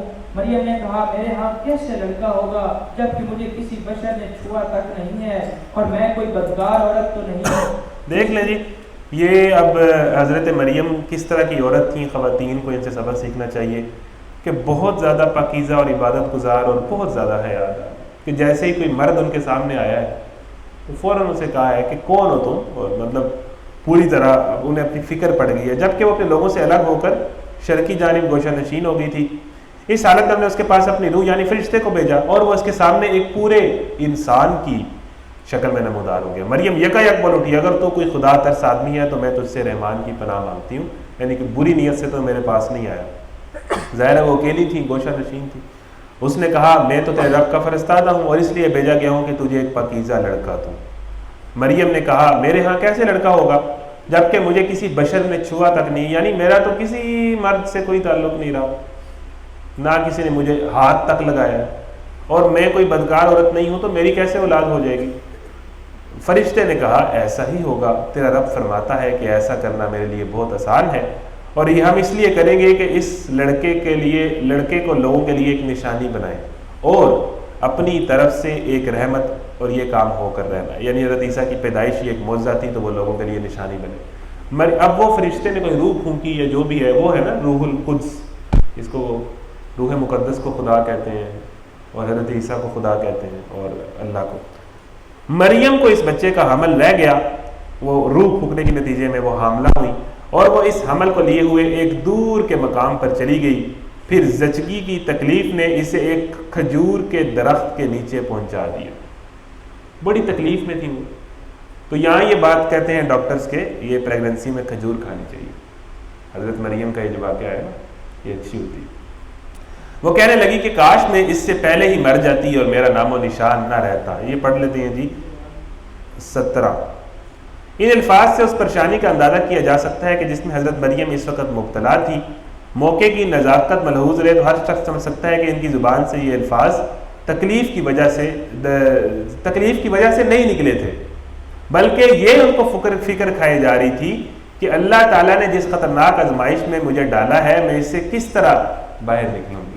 انہیں یہ نہیں تھا کہ وہ پریگننسی کی تکلیف سے یا بچے کی پیدائش کی تکلیف سے چیخ رہی تھی کہ میں اس سے پہلے ختم نہ ہو جاتی، کہ بھئی اس بچے کو لے کے جب میں اپنی قوم میں جاؤں گی تو وہ کیا کہیں گے کہ تمہارا تو کوئی شوہر بھی نہیں تھا، تو وہ تو سیدھا سیدھا میرے پہ الزام لگائیں گے زنا کا، اور میں پاک انہیں وہ ٹینشن تھی حضرت مریم کو۔ تو نیک عورت کو اپنی حیا کی فکر سب سے زیادہ ہوتی ہے، باقی چیزیں تو اتنی میٹر نہیں کرتی۔ سب سے ایک عورت جس چیز کی سب سے زیادہ فکر ہونی چاہیے یونیورسٹی میں، وہ ہے اس کی حیا، وہ ہونا چاہتی ہے اسے لڑکوں سے بات کرنے کی عادت نہ پڑ جائے، اسے لڑکوں سے بات کرتے ہوئے کوئی فرق ہی نہ پڑ رہا ہو، اس طرح کی نہ وہ ہو جائے یونیورسٹی میں جا کے، بولڈ نہ ہو جائے۔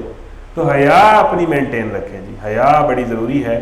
تو انہیں یہی تھا کہ میری حیا پہ آنچ آئے گی اور الزام لگ جائے گا۔ اچھا جی، پھر کیا ہوا جی؟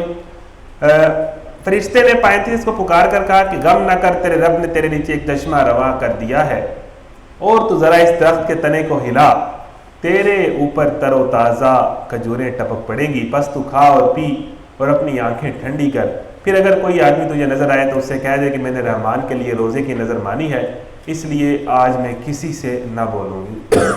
مطلب کیا ہے جی؟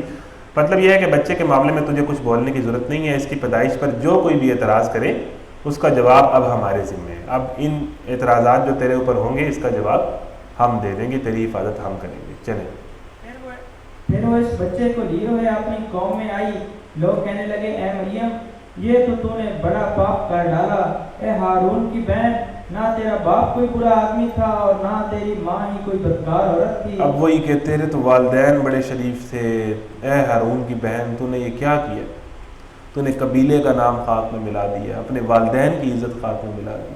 تو اس سے یہ بات پتہ چلتی ہے کہ ان لوگوں کو بھی جو بڑے مومن تو نہیں ہوں گے، اس بات کا اندازہ تھا کہ جو بچہ یا بچی زنا کر بیٹھتا ہے وہ اپنے خاندان کی، اپنے والدین کی اور اپنی عزت خاک میں ملا دیتا ہے۔ اتنا ان کو بھی پتہ تھا، لیکن پتہ نہیں آج کے نوجوانوں کو یہ بات کیوں نہیں سمجھ آتی۔ چلیں جی آگے۔ لوگوں نے کہا ہم اس سے کیا، مریم نے بچے کی طرف اشارہ کر دیا، لوگوں نے کہا ہم اس سے کیا بات کریں جو گہوارے میں پڑا ہوا ایک بچہ ہے۔ حضرت مریم نے کہا کہ یہ بچہ میری گواہی دے گا، تو انہوں نے کہا کہ کیسی باتیں کرتی ہو کہ یہ گہوارے میں پڑا ہوا ابھی پیدا ہوا نو مولود بچہ ہے، یہ اس سے ہم کیا بات کریں؟ یہ بتائے گا کہ غلط کیا ہے اور صحیح کیا ہے۔ جو تحقیقات شروع ہو گئی نا کہ کیا معاملہ ہے، بچہ بول اٹھا قال انی عبد اللہ، میں اللہ کا بندہ ہوں۔ یعنی یہ ہے حضرت عیسیٰ کا معجزہ، جس سے یہ پتہ چلا کہ یہ جو بچہ ہے یہ واقعتاً معجزے سے ہی پیدا ہوا ہے، جس طرح یہ پنگوڑے میں بات کر رہا ہے اور یہ پورا کلام کیا حضرت عیسیٰ نے۔ اس نے مجھے کتاب دی اور نبی بنایا اور بابرکت کیا جہاں بھی میں رہوں، اور نماز اور زکوٰۃ کی پابندی کا حکم دیا جب تک میں زندہ رہوں، جب تک زندہ رہوں نماز اور زکوٰۃ کا پابند رہوں، اور اپنی والدہ کا حق ادا کرنے والا بنایا۔ حضرت یحییٰ کی بھی یہی صفات بیان ہوئی ہیں، حضرت عیسیٰ کی بھی، کہ والدہ، والد تو تھے نہیں، والدہ ہی، تو حق ادا کرنے والا بنایا، اور مجھ کو جبار اور شقی نہیں بنایا، سلام ہے مجھ پر جب کہ میں پیدا ہوا اور جب کہ میں مروں اور جب کہ زندہ کر کے اٹھایا جاؤں۔ یہ کلام کیا حضرت عیسیٰ نے پنگوڑے میں، اور حضرت مریم کے اوپر سے یہ الزام پھر ختم ہوا۔ یہ ہے عیسیٰ ابن مریم، اور یہ ہے اس کے بارے میں وہ سچی بات جس میں لوگ شک کر رہے ہیں۔ تو یہ ہے جی سارا واقعہ۔ لوگ جو شک کر رہے ہیں کہ وہ 3 خدا بنائے بیٹھے ہیں، اصل واقعہ یہ ہے کہ یہ واقعہ ہوا تھا، اور حضرت عیسیٰ نے اس طرح کلام کر کے یہ بتایا تھا کہ میں ایک بندہ ہوں، یہی بتایا نا کہ میں ایک اللہ کا بندہ ہوں۔ پہلی بات یہ کی کہ میں خدا نہیں ہوں، قال انی عبد اللہ، میں اللہ کا بندہ ہوں۔ پگوڑے میں کلام کا پہلا جملہ کیا کہہ رہا ہے کہ میں خدا نہیں ہوں، قال انی عبد اللہ۔ انہوں نے خود جب پگوڑے میں کلام کیا تو آگے جتنے بعد میں عیسائی ہوئے ان کے ماننے والے، انہوں نے تو پہلی بات یہ کی تھی کہ میں اللہ کا بندہ ہوں۔ چلیں، اللہ کا یہ کام نہیں کہ وہ کسی کو بیٹا بنائے، وہ پاک ذات ہے، وہ جب کسی بات کا فیصلہ کرتا ہے تو کہتا ہے کہ ہو جا، اور بس وہ ہو جاتی ہے۔ اور عیسیٰ نے کہا تھا کہ اللہ میرا رب بھی ہے اور تمہارا رب بھی، بس تم اسی کی بندگی کرو، یہی سیدھی راہ ہے۔ پھر مختلف گروہ با میں اختلاف کرنے لگے، تو جن لوگوں نے کفر کیا ان کے لیے وہ وقت بڑی تباہی کا ہوگا، جبکہ وہ ایک بڑا دن دیکھیں گے جب وہ ہمارے سامنے حاضر ہوں گے، تو اس روز تو ان کے کان بھی خوب سن رہے ہوں گے اور ان کی آنکھیں بھی خوب دیکھتی ہوں گی، مگر آج یہ ظالم پوری گمراہی میں مبتلا ہیں۔ اے نبی صلی اللہ علیہ وآلہ وسلم، اس حالت میں جب کہ یہ لوگ غافل ہیں، ایمان نہیں لا رہے، انہیں اس دن سے ڈرا دو جب کہ فیصلہ کر دیا جائے گا اور پچھتاوے کے سوا کوئی چارہ کار نہ ہوگا۔ آخرکار ہم اس زمین اور اس کی ساری چیزوں کے وارث ہوں گے اور سب ہماری ہی طرف پلٹائے جائیں گے۔ اور اس کتاب میں ابراہیم کا قصہ بیان کرو۔ وَاذْكُرْ فِي الْكِتَابِ ابراہیم، پہلے آیا تھا وَاذْكُرْ فِي الْكِتَابِ مریم، آگے آئے گا وَاذْكُرْ فِي الْكِتَابِ اسماعیل۔ ٹھیک ہے، تو اس کتاب میں یاد کرو، ان لوگوں کو سناؤ۔ اللہ تعالیٰ نا نام لے لے کے کہ میری بندی مریم کا قصہ سناؤ ان کو، میرے بندے ابراہیم کا قصہ سناؤ، میرے بندے اسماعیل کا قصہ سناؤ، یاد کرو ابراہیم کا وہ قصہ۔ وذکر فی الکتاب ابراہیم، اور اس کتاب میں ابراہیم کا قصہ بیان کرو۔ بے شک وہ ایک راست باز انسان اور ایک نبی تھا۔ انہیں ذرا اس موقع کی یاد دلاؤ کہ جب اس نے اپنے باپ سے کہا کہ ابا جان آپ کیوں ان چیزوں کی عبادت کرتے ہو جو نہ سنتی ہیں نہ دیکھتی ہیں اور نہ آپ کا کوئی کام بنا سکتی ہیں۔ دیکھیں والد کی بات بھی نہیں مان رہے، والد سے تقریباً ایک قسم کی جنگ ہی مول لی ہوئی ہے، لیکن ادب والد کا پھر بھی کر رہے ہیں۔ یہ دیکھ لیں بھائی، والدین چاہے کافر ہیں چاہے کچھ بھی، ادب جو ہے نا بھائی، یا اباتی، وہی جو حضرت یوسف نے اپنے ابو کو کہا تھا، اے ابا جان، وہی بات، ابا جان۔ تو یہ ہے جی بھائی ادب جو انبیاء نے بھی، اور پھر والدین کا ادب، چاہے وہ کفر بھی کہنے کو کہیں وہ کرنا نہیں ہے، نافرمانی نہیں کرنی، لیکن ادب کی، بے ادبی کی کسی صورت کسی حالت میں گنجائش نہیں ہے۔ ابا جان بڑے پیار سے اس نے اپنے باپ سے کہا، ابا جان آپ کیوں ان چیزوں کی عبادت کرتے ہیں جو نہ سنتی ہیں نہ دیکھتی ہیں اور نہ آپ کا کوئی کام بنا سکتی۔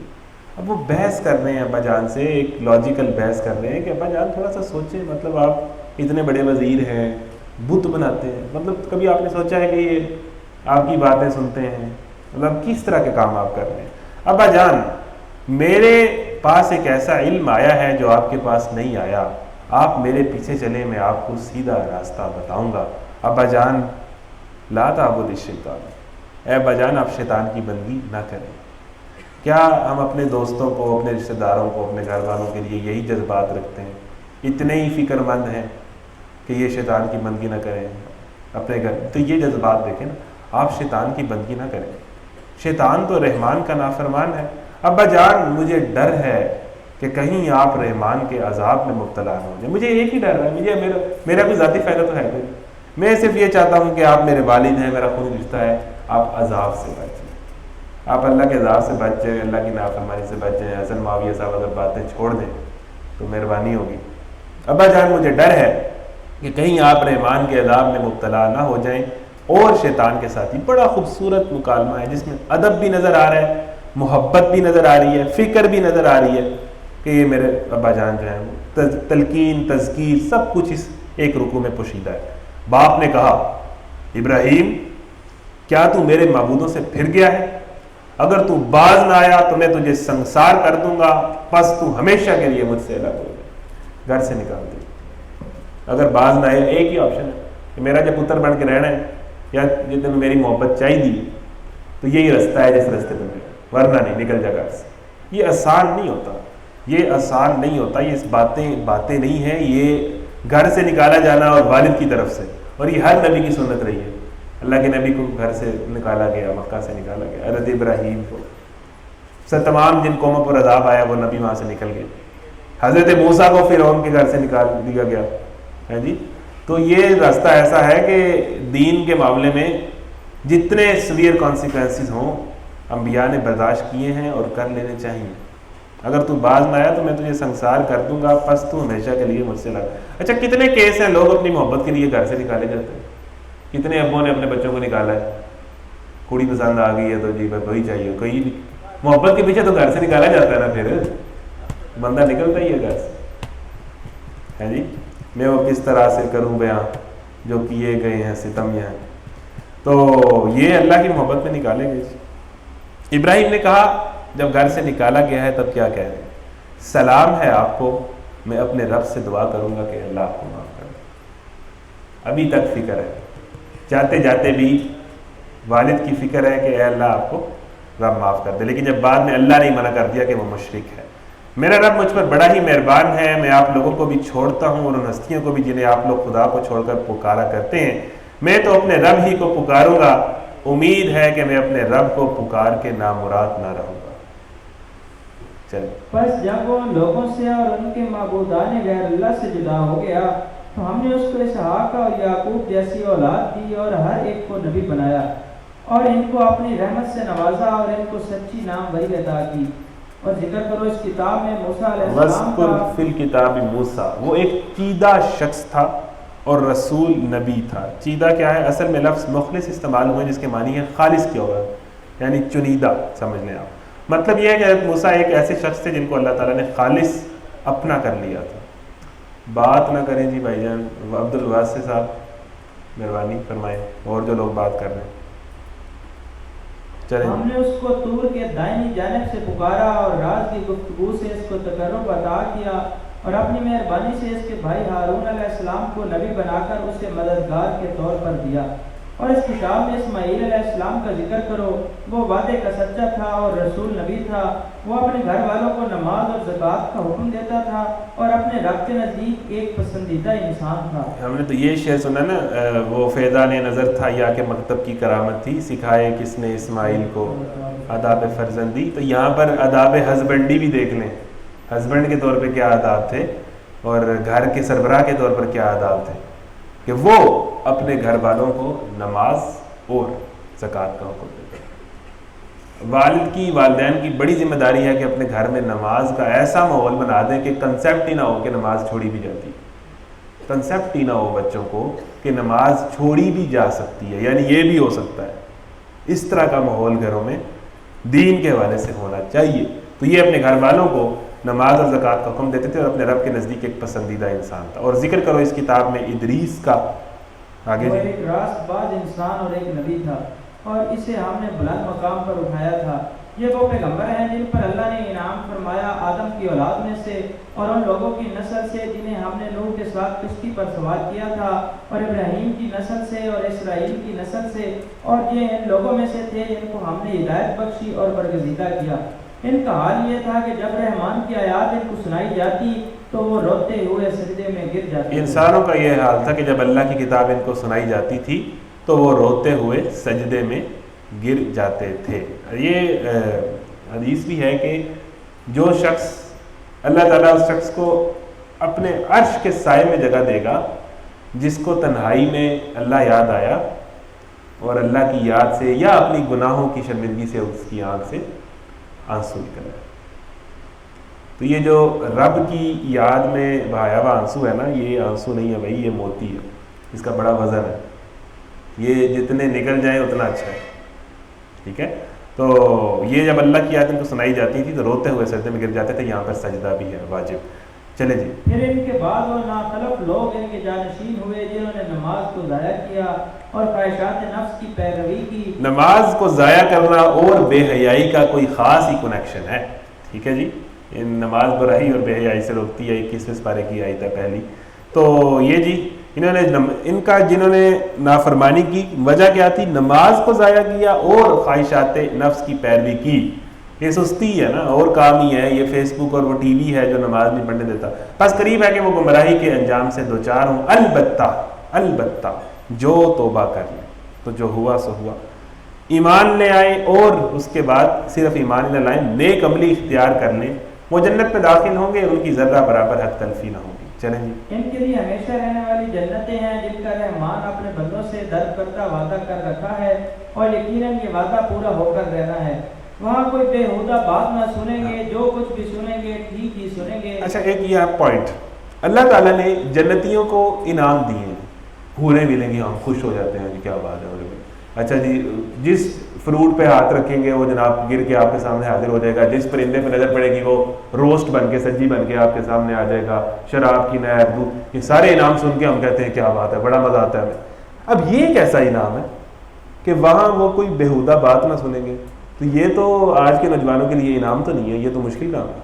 ہمیں تو گندی باتیں سننے کا مزہ آتا ہے، ہمیں تو گندی باتیں سننے کا مزہ آتا ہے، گندی باتیں کرنے کا مزہ آتا ہے۔ یہ جنتی کو کیسا انعام دے رہا ہے اللہ کہ تم وہاں بےہودگی نہیں دیکھو گے۔ اٹ مینس، اس کا مطلب یہ ہے کہ جس بندے کو گندی باتیں سننے اور کرنے کا مزہ آتا ہے وہ بندہ رہتا ہی نہیں۔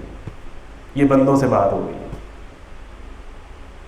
یہ بندوں سے بات ہو رہی ہے۔ یہ جو صرف گالیاں دینے والے کو، ہم جنس پرستی کی بات، گندی بے حیا ننگی جوتے مارنے والوں کو یہ جو قوم ملینز آف سبسکرائبر دے رہی ہے، اس ساری قوم کو گندی باتیں کرنے کا مزہ آتا ہے، گندی باتیں سننے کا مزہ آتا ہے، ولگیرٹی دیکھ، یہ ٹک ٹاک سارا کیا ہے۔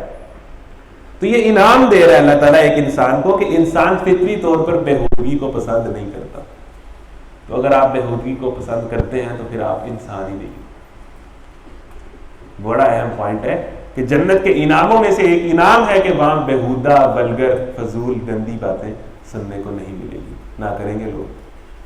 ہم تو 4 بندے اکٹھے ہوں تو ہماری بات ہی گندی جگتوں سے شروع ہوتی ہے, ہمیں مزہ ہی, گندا گانا سنتے ہیں تو مزہ آتا ہے, گندا کنٹینٹ دیکھتے ہیں تو مزہ آتا ہے.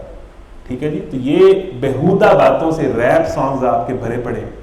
آپ کے جتنے اب موجودہ گانے آ رہے ہیں وہ ٹوٹل جسم, عورت کے جسم کو بیان کرتے ہیں, عورت کے جسم پر ٹوٹل شاعری ہے. تو اس طرح کے گندے گانے, فحش گانے, بیہودہ باتیں, ولگیرٹی وہ نہیں سنیں گے جنت میں. یہ ایک انعام ہے اللہ کا. وہاں وہ کوئی بیہودہ بات نہ سنیں گے, جو کچھ بھی سنیں گے ٹھیک ہی سنیں گے, اور ان کا رزق انہیں پہم صبح و شام ملتا رہے گا. چلیں جی. یہ ہے وہ جنت جس کا وارث ہم اپنے بندوں میں سے اس کو بنائیں گے جو پرہیزگار رہا ہے. اے نبی صلی اللہ علیہ وسلم, ہم تمہارے رب کے حکم کے بغیر نہیں اترا کرتے.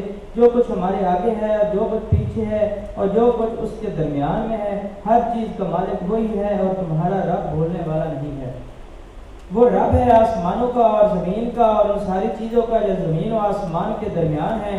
بس تم اس کی بندگی کرو اور اس کی بندگی پر ثابت قدم رہو. کیا ہے کوئی ہستی تمہارے علم میں اس کے ہم پایا؟ انسان کہتا ہے کہ کیا واقعی جب میں مر چکوں گا تو پھر زندہ کر کے نکال لایا جاؤں گا؟ کیا انسان کو یاد نہیں آتا کہ ہم پہلے اس کو پیدا کر چکے ہیں جبکہ وہ کچھ بھی نہ تھا؟ تیرے رب کی قسم, ہم ضرور ان سب کو اور ان کے ساتھ شیاطین کو بھی گھیر لائیں گے, پھر جہنم کے گرد لا کر انہیں گھٹنوں کے بل گرا دیں گے. پھر ہر گروہ میں سے ہر اس شخص کو چھانٹ لیں گے جو رحمان کے مقابلے میں زیادہ سرکش بنا ہوا تھا. پھر یہ ہم جانتے ہیں کہ ان میں سے کون سب سے بڑھ کر جہنم میں جھونکے جانے کا مستحق ہے. تم میں سے کوئی ایسا نہیں ہے جو جہنم پر وارد نہ ہو. یہ تو ایک طے شدہ بات ہے جسے پورا کرنا تیرے رب کے ذمہ ہے. پھر ہم ان لوگوں کو بچا لیں گے جو دنیا میں متقی تھے اور ظالموں کو اسی میں گرا ہوا چھوڑ دیں گے.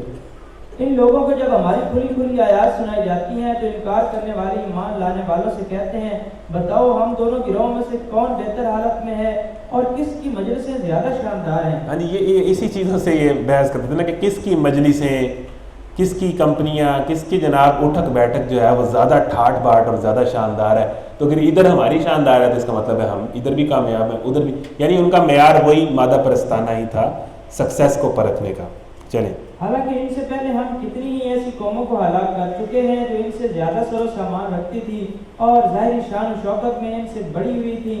ان سے کہو جو شخص گمراہی میں مبتلا ہوتا ہے اسے رحمان ڈھیل دیا کرتا ہے, یہاں تک کہ جب ایسے لوگ وہ چیز دیکھ لیتے ہیں جس کا ان سے وعدہ کیا گیا ہے, خواہ وہ عذاب الہی ہو یا قیامت کی گھڑی, تب انہیں معلوم ہو جاتا ہے کہ کس کا حال خراب ہے اور کس کا جتھا کمزور. کون کس کے حالات خراب ہیں؟ ہمیں لگتا ہے کہ ایک بڑی گاڑی, بڑی محفل, بڑے لوگوں میں اٹھنا بیٹھنا اس بندے کی کیا ہی بات ہے.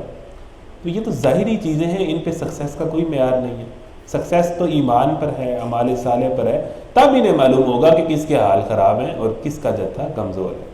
اس کے برعکس جو لوگ راہ راست اختیار کرتے ہیں اللہ ان کو راست روی میں ترقی عطا فرماتا ہے, اور باقی رہ جانے والی نیکیاں ہی تیرے رب کے نزدیک جزا اور انجام کے اعتبار سے بہتر ہیں. پھر تو نے دیکھا اس شخص کو جو ہماری آیات کو ماننے سے انکار کرتا ہے اور کہتا ہے کہ میں تو مال اور اولاد سے نوازا ہی جاتا رہوں گا. کیا اسے گھیب کا پتہ چل گیا ہے یا اس نے رحمان سے کوئی عہد لے رکھا ہے؟ ہرگز نہیں. جو کچھ یہ بکتا ہے اسے ہم لکھ لیں گے اور اس کے لیے سزا میں اور زیادہ اضافہ کریں گے. جس سر و سامان اور لاؤ لشکر کا یہ ذکر کر رہا ہے وہ سب ہمارے پاس رہ جائے گا اور یہ اکیلا ہمارے سامنے حاضر ہوگا. ان لوگوں نے اللہ کو چھوڑ کر اپنے کچھ خدا بنا رکھے ہیں کہ وہ ان کے پشتبان ہوں گے, کوئی پشتبان نہیں ہوگا. وہ سب ان کی عبادت کا انکار کریں گے اور الٹے ان کے مخالف بن جائیں گے. کیا تم دیکھتے نہیں ہو کہ ہم انہیں منکرین حق پر شیاطین چھوڑ رکھے ہیں جو انہیں خوب مخالف حق پر اکسا رہے ہیں؟ اچھا تو اب ان پر نزول عذاب کے لیے بےتاب نہ ہو. ہم ان کے دن گن رہے ہیں, وہ دن آنے والا ہے جب متقی لوگوں کو ہم مہمانوں کی طرح رحمان کے حضور پیش کریں گے اور مجرموں کو پیاسے جانوروں کی طرح جہنم کی طرف ہانک لے جائیں گے. اس وقت لوگ کوئی سفارش لانے پر قادر نہ ہوں گے بجز اس کے جس نے رحمان کے حضور سے پروانہ حاصل کر لیا ہو. وہ کہتے ہیں کہ رحمان نے کسی کو بیٹا بنایا ہے. سخت بےہودہ بات ہے جو تم لوگ گھڑ لائے ہو. قریب ہے کہ آسمان پھٹ پڑے, زمین شک ہو جائے اور پہاڑ گر جائیں اس بات پر کہ لوگوں نے رحمان کے لیے اولاد ہونے کا دعویٰ کیا. رحمان کی یہ شان نہیں کہ وہ کسی کو بیٹا بنائے، زمین اور آسمان کے اندر جو بھی ہے سب اس کے حضور بندوں کی حیثیت سے پیش ہونے والے ہیں، سب پر وہ محیط ہے اور اس نے ان کو شمار کر رکھا ہے، سب قیامت کے روز فردن فردن اس کے سامنے حاضر ہوں گے۔ شرکیہ بات اتنی خطرناک چیز ہے جو ہم بہت ساری نعتوں میں بھی کہہ جاتے ہیں، بہت ساری گفتگوؤں میں بھی کہہ جاتے ہیں۔ شرکیہ بات تو اس طرح کی ہوتی ہے کہ اس پر آسمان پھٹ جائے، زمین شک ہو جائے اور پہاڑ گر جائیں، اس بات پر کہ لوگوں نے رحمان کے لیے اولاد ہونے کا یا کسی ایک انسان کو خدائی صفات میں شریک کرنے والی جو لوگ بات کہتے ہیں وہ اتنی بڑی بات کہتے ہیں کہ اس پر زمین و آسمان پھٹ جائے۔ چلیں، یقیناً جو لوگ ایمان لے آئے ہیں اور عمل صالح کر رہے ہیں، ان قریب رحمان ان کے دلوں میں محبت پیدا کر دے گا۔ پس اے نبی صلی اللہ علیہ وسلم، اس کلام کو ہم نے آسان کر کے تمہاری زبان میں اسی لیے نازل کیا ہے کہ تم پرہیزگاروں کو خوشخبری دے دو اور ہٹ دھرم لوگوں کو ڈرا دو۔ ان سے پہلے ہم کتنی قوموں کو ہلاک کر چکے ہیں، پھر آج کہیں تم ان کا نشان پاتے ہو یا ان کی بھنک بھی کہیں سنائی دیتی ہے؟ جتنی قومیں ہلاک ہوئی ہیں تمہیں ان کی کہیں کوئی بھنک بھی سنائی دیتی ہے جن کا کسی دور میں بڑا دور دورہ تھا اور بڑا راج تھا۔ سورہ طٰہٰ آ گئی ہے جی، ہاں جی، طٰہٰ میں جی موسیٰ علیہ السلام اور فرعون کا واقعہ ہے جی۔ بسم اللہ۔ اللہ کے نام سے جو بے انتہا مہربان اور رحم فرمانے والا ہے۔ طٰہٰ، ہم نے یہ قرآن تم پر اس لیے نازل نہیں کیا کہ تم مصیبت میں پڑ جاؤ، یہ تو ایک یاد دہانی ہے ہر اس شخص کے لیے جو ڈرے۔ قرآن ایک تذکیر ہے، یاد دہانی ہے، ریمائنڈر ہے ہر اس شخص کے لیے، ریمائنڈر کی حیثیت ہے، یاد دہانی دیکھیں نا، آپ کو ریمائنڈ کراتا ہے کہ آپ کیا کرنے آئے تھے، ہر اس شخص کے لیے جو ڈر جائے۔ نازل کیا گیا ہے اس ذات کی طرف سے جس نے پیدا کیا ہے زمین کو اور بلند آسمانوں کو، وہ رحمان کائنات کے تخت سلطنت پر جلوہ فرما ہے، مالک ہے ان سب چیزوں کا جو آسمانوں اور زمین میں ہے اور جو زمین و آسمان کے درمیان ہے اور جو مٹی کے نیچے ہیں۔ تم چاہے اپنی بات پکار کر کہو تو وہ تو چپکے سے کہی ہوئی بات بالکل اس سے مخفی تر بات بھی جانتا ہے۔ وہ اللہ ہے، اس کے سوا کوئی خدا نہیں، اس کے لیے بہترین نام ہے۔ اور تمہیں کچھ موسیٰ کی خبر بھی پہنچی ہے جبکہ اس نے ایک آگ دیکھی اور اپنے گھر والوں سے کہا کہ ذرا ٹھہرو، میں نے ایک آگ دیکھی ہے، شاید کہ تمہارے لیے ایک آدھا انگارہ لے آؤں یا اس آگ پر مجھے راستے کے متعلق کوئی رہنمائی مل جائے۔ یہ بھی بڑا خوبصورت واقعہ جی، حضرت موسیٰ علیہ السلام کی اب شادی ہو چکی ہوئی ہے نا، یہ جب مصر سے بھاگ کر گئے تھے مدین تو وہاں ان کی شادی ہوئی تھی، اب یہ اپنی وائف کے ساتھ کسی سفر پر جا رہے ہیں تو انہیں اندھیرا ہے، سردی ہوگی یا جو بھی وجہ ہوگی تو انہیں آگ کی تلاش ہوگی، تو انہیں دور سے جہاں کبھی آگ لگے، شدید اندھیرے میں کہیں دور پہ کوئی بلب لائٹ چل رہا ہو تو نظر آتا ہے، تو انہیں وہ آگ نظر آئی۔ اب یہ بڑا ایک ڈراؤنا سا بھی واقعہ ہے اور ایک دیکھ لیں، تو انہیں آگ دیکھی تو وہ انہوں نے گھر والوں کو کہا کہ آپ یہاں رکیں، میں جا کے آگ کا بندوبست کرتا ہوں، یا تو نائٹ سٹے کرنے کے لیے یا کچھ کھانے پکانے کے لیے آگ جلانی ہوگی، یا سردی ہوگی تو اس لیے آگ جلانی ہوگی، تو سفر اندھیرے میں کی وجہ سے آگ جلانی ہوگی۔ تو دور سے جب آگ دیکھی تو اس کا مطلب یہی ہے کہ کچھ اندھیرا تھا تو وہ محسوس ہوئی، اور اپنے گھر والوں سے کہا کہ ذرا ٹھہرو، میں نے ایک آگ دیکھی ہے، شاید کہ تمہارے لیے ایک آدھ انگارہ لے آؤں یا اس آگ پر مجھے راستے کے متعلق کوئی رہنمائی مل جائے۔ اب یہاں پر آپ کو مرد کی یا ہسبینڈ کے کام نظر آ رہے ہیں نا کہ وہ اس کے کیا کام ہے، اور وائف کو کہا ہے کہ آپ بیٹھے ریسٹ کریں، یہ آگ شاہ کا بندوبست میں کرتا ہوں۔ وہاں پہنچا، اب وہ اس آگ کو فالو کرتے کرتے جب پہنچے ہیں اس آگ کے پاس تو آواز آئی انی انا ربک فاخلع نعلیک۔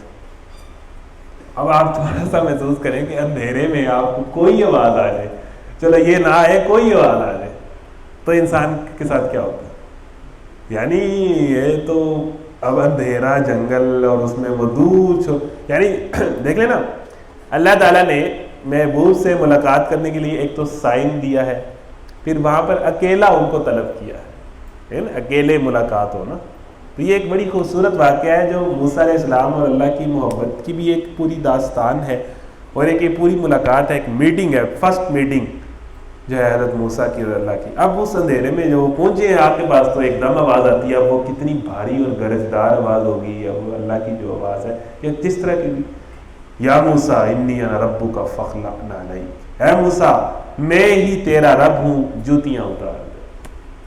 تعارف کے بعد پہلا کام کیا کر کے اب ادب سے جوتیاں اتار کے کھڑا ہو جا، تو وادی مقدس طوا میں ہے، یعنی تو مقدس وادی میں ہے، اپنی جوتیاں اتار دے۔ اور میں نے تجھ کو چن لیا ہے، سن جو کچھ وحی کیا جاتا ہے۔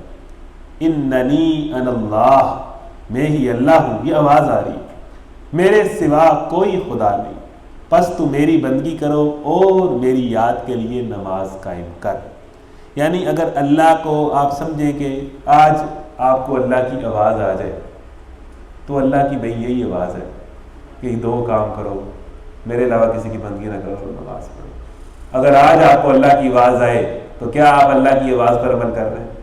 سوچیں، اولا ما سئل عن الصلاۃ، پہلا سوال قیامت کے دن نماز کا ہوگا۔ یعنی نماز، میں وہی کہہ رہا ہوں کہ نماز تو چھوڑے جانے کا تو منافقوں میں بھی کنسیپٹ نہیں تھا اللہ کے نبی کے دور میں کہ یہ بھی چھوڑی جاتی ہے، یہ بھی چھوٹنی ہوتی ہے، یا یہ بھی مطلب قضا کر لی جاتی ہے۔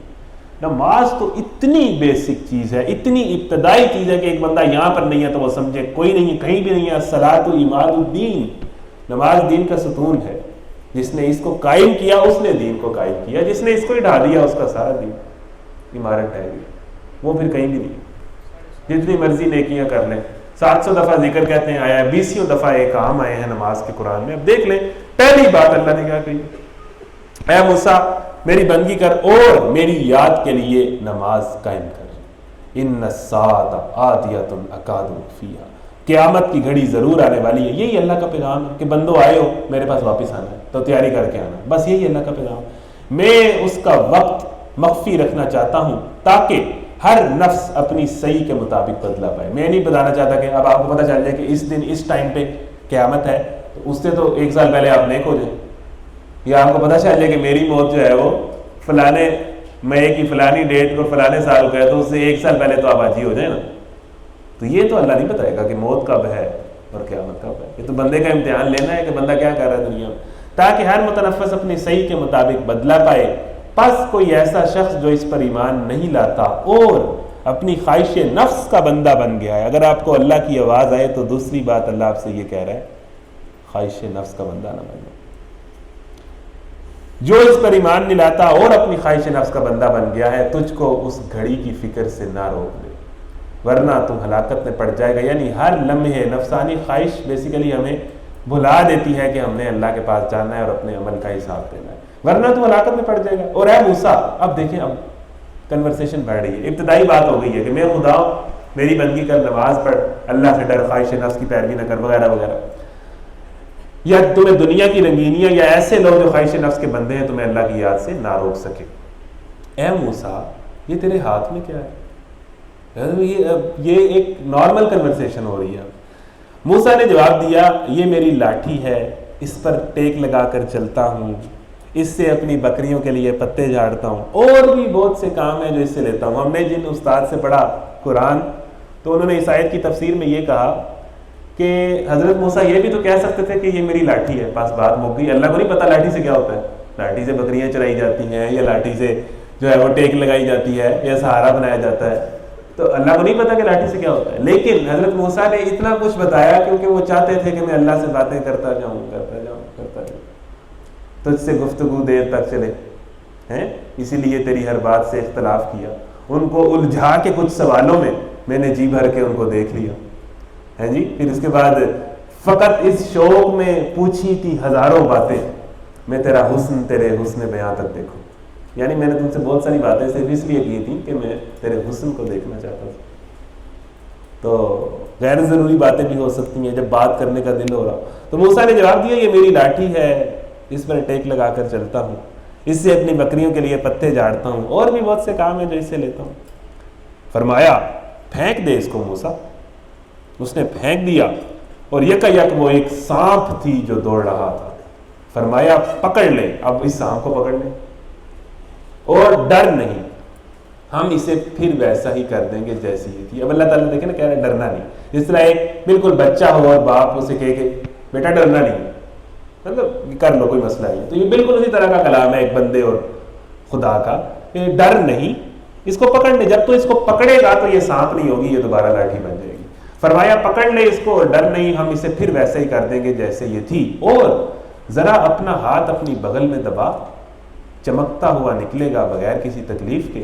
یہ دوسری نشانی ہے، اس لیے کہ ہم تجھے اپنی نشانیاں دکھانے والے ہیں اب سن لیں اللہ کو اگر آپ کی آواز آئے تو اللہ کے آپ سے پہلے مطالبہ یہ ہے کہ میری بندگی کرو، میرے علاوہ نماز پڑھو، اور کسی ایسے کی بندگی نہ کرو جو خواہش نفس کا بندہ یا خواہشات نفسانی تمہیں میری یاد سے اور میرے سامنے پیش ہونے سے غافل نہیں ہو گئی ہیں۔ اپنا انٹروڈکشن کروا کے 2 معجزے دے کے کیا کام کہا ہے حضرت موسیٰ کو، اب سوسائٹی میں تبدیلی لے کے جا فرعون کے پاس۔ فرسٹ کام حضرت محمد صلی اللہ علیہ وسلم پر دوسری وحی، اٹھ اور لوگوں کو ڈرا۔ اب یہ غاروں میں بیٹھ کے عبادت کرنے کا ٹائم نہیں ہے۔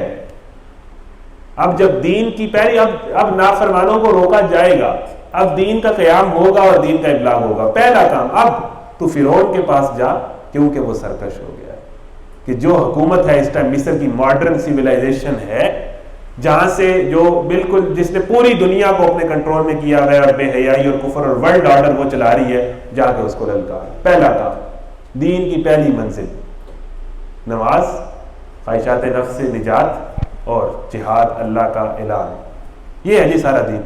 اس لیے کہ ہم تجھے اپنی بڑی نشانیاں دکھانے والے ہیں، اب تو فرعون کے پاس جا، وہ سرکش ہو گیا۔ ہر باغی اور سرکش کو اب روکا جائے اور اللہ کی بندگی کی طرف لایا جائے۔ موسیٰ نے عرض کیا پروردگار میرا سینہ کھول دے، مشہور دعا ربی اشرح لی صدری ویسر لی امری، مشہور دعا ہے، اور کہتے ہیں کہ ہر مشکل کام سے پہلے یہ دعا کرنی چاہیے۔ حضرت موسیٰ کا کوئی آسان کام تو نہیں تھا، جہاں سے قتل کے الزام میں بھاگ کے نکلے ہوئے ہیں، جہاں پر سارا عرصہ پلے ہیں فرعون کے بعد، واپس وہیں اب کس منہ سے جائیں اور جا کے کہیں کہ میں اللہ کا نبی ہوں، اور فرعون کو جا کے روکیں۔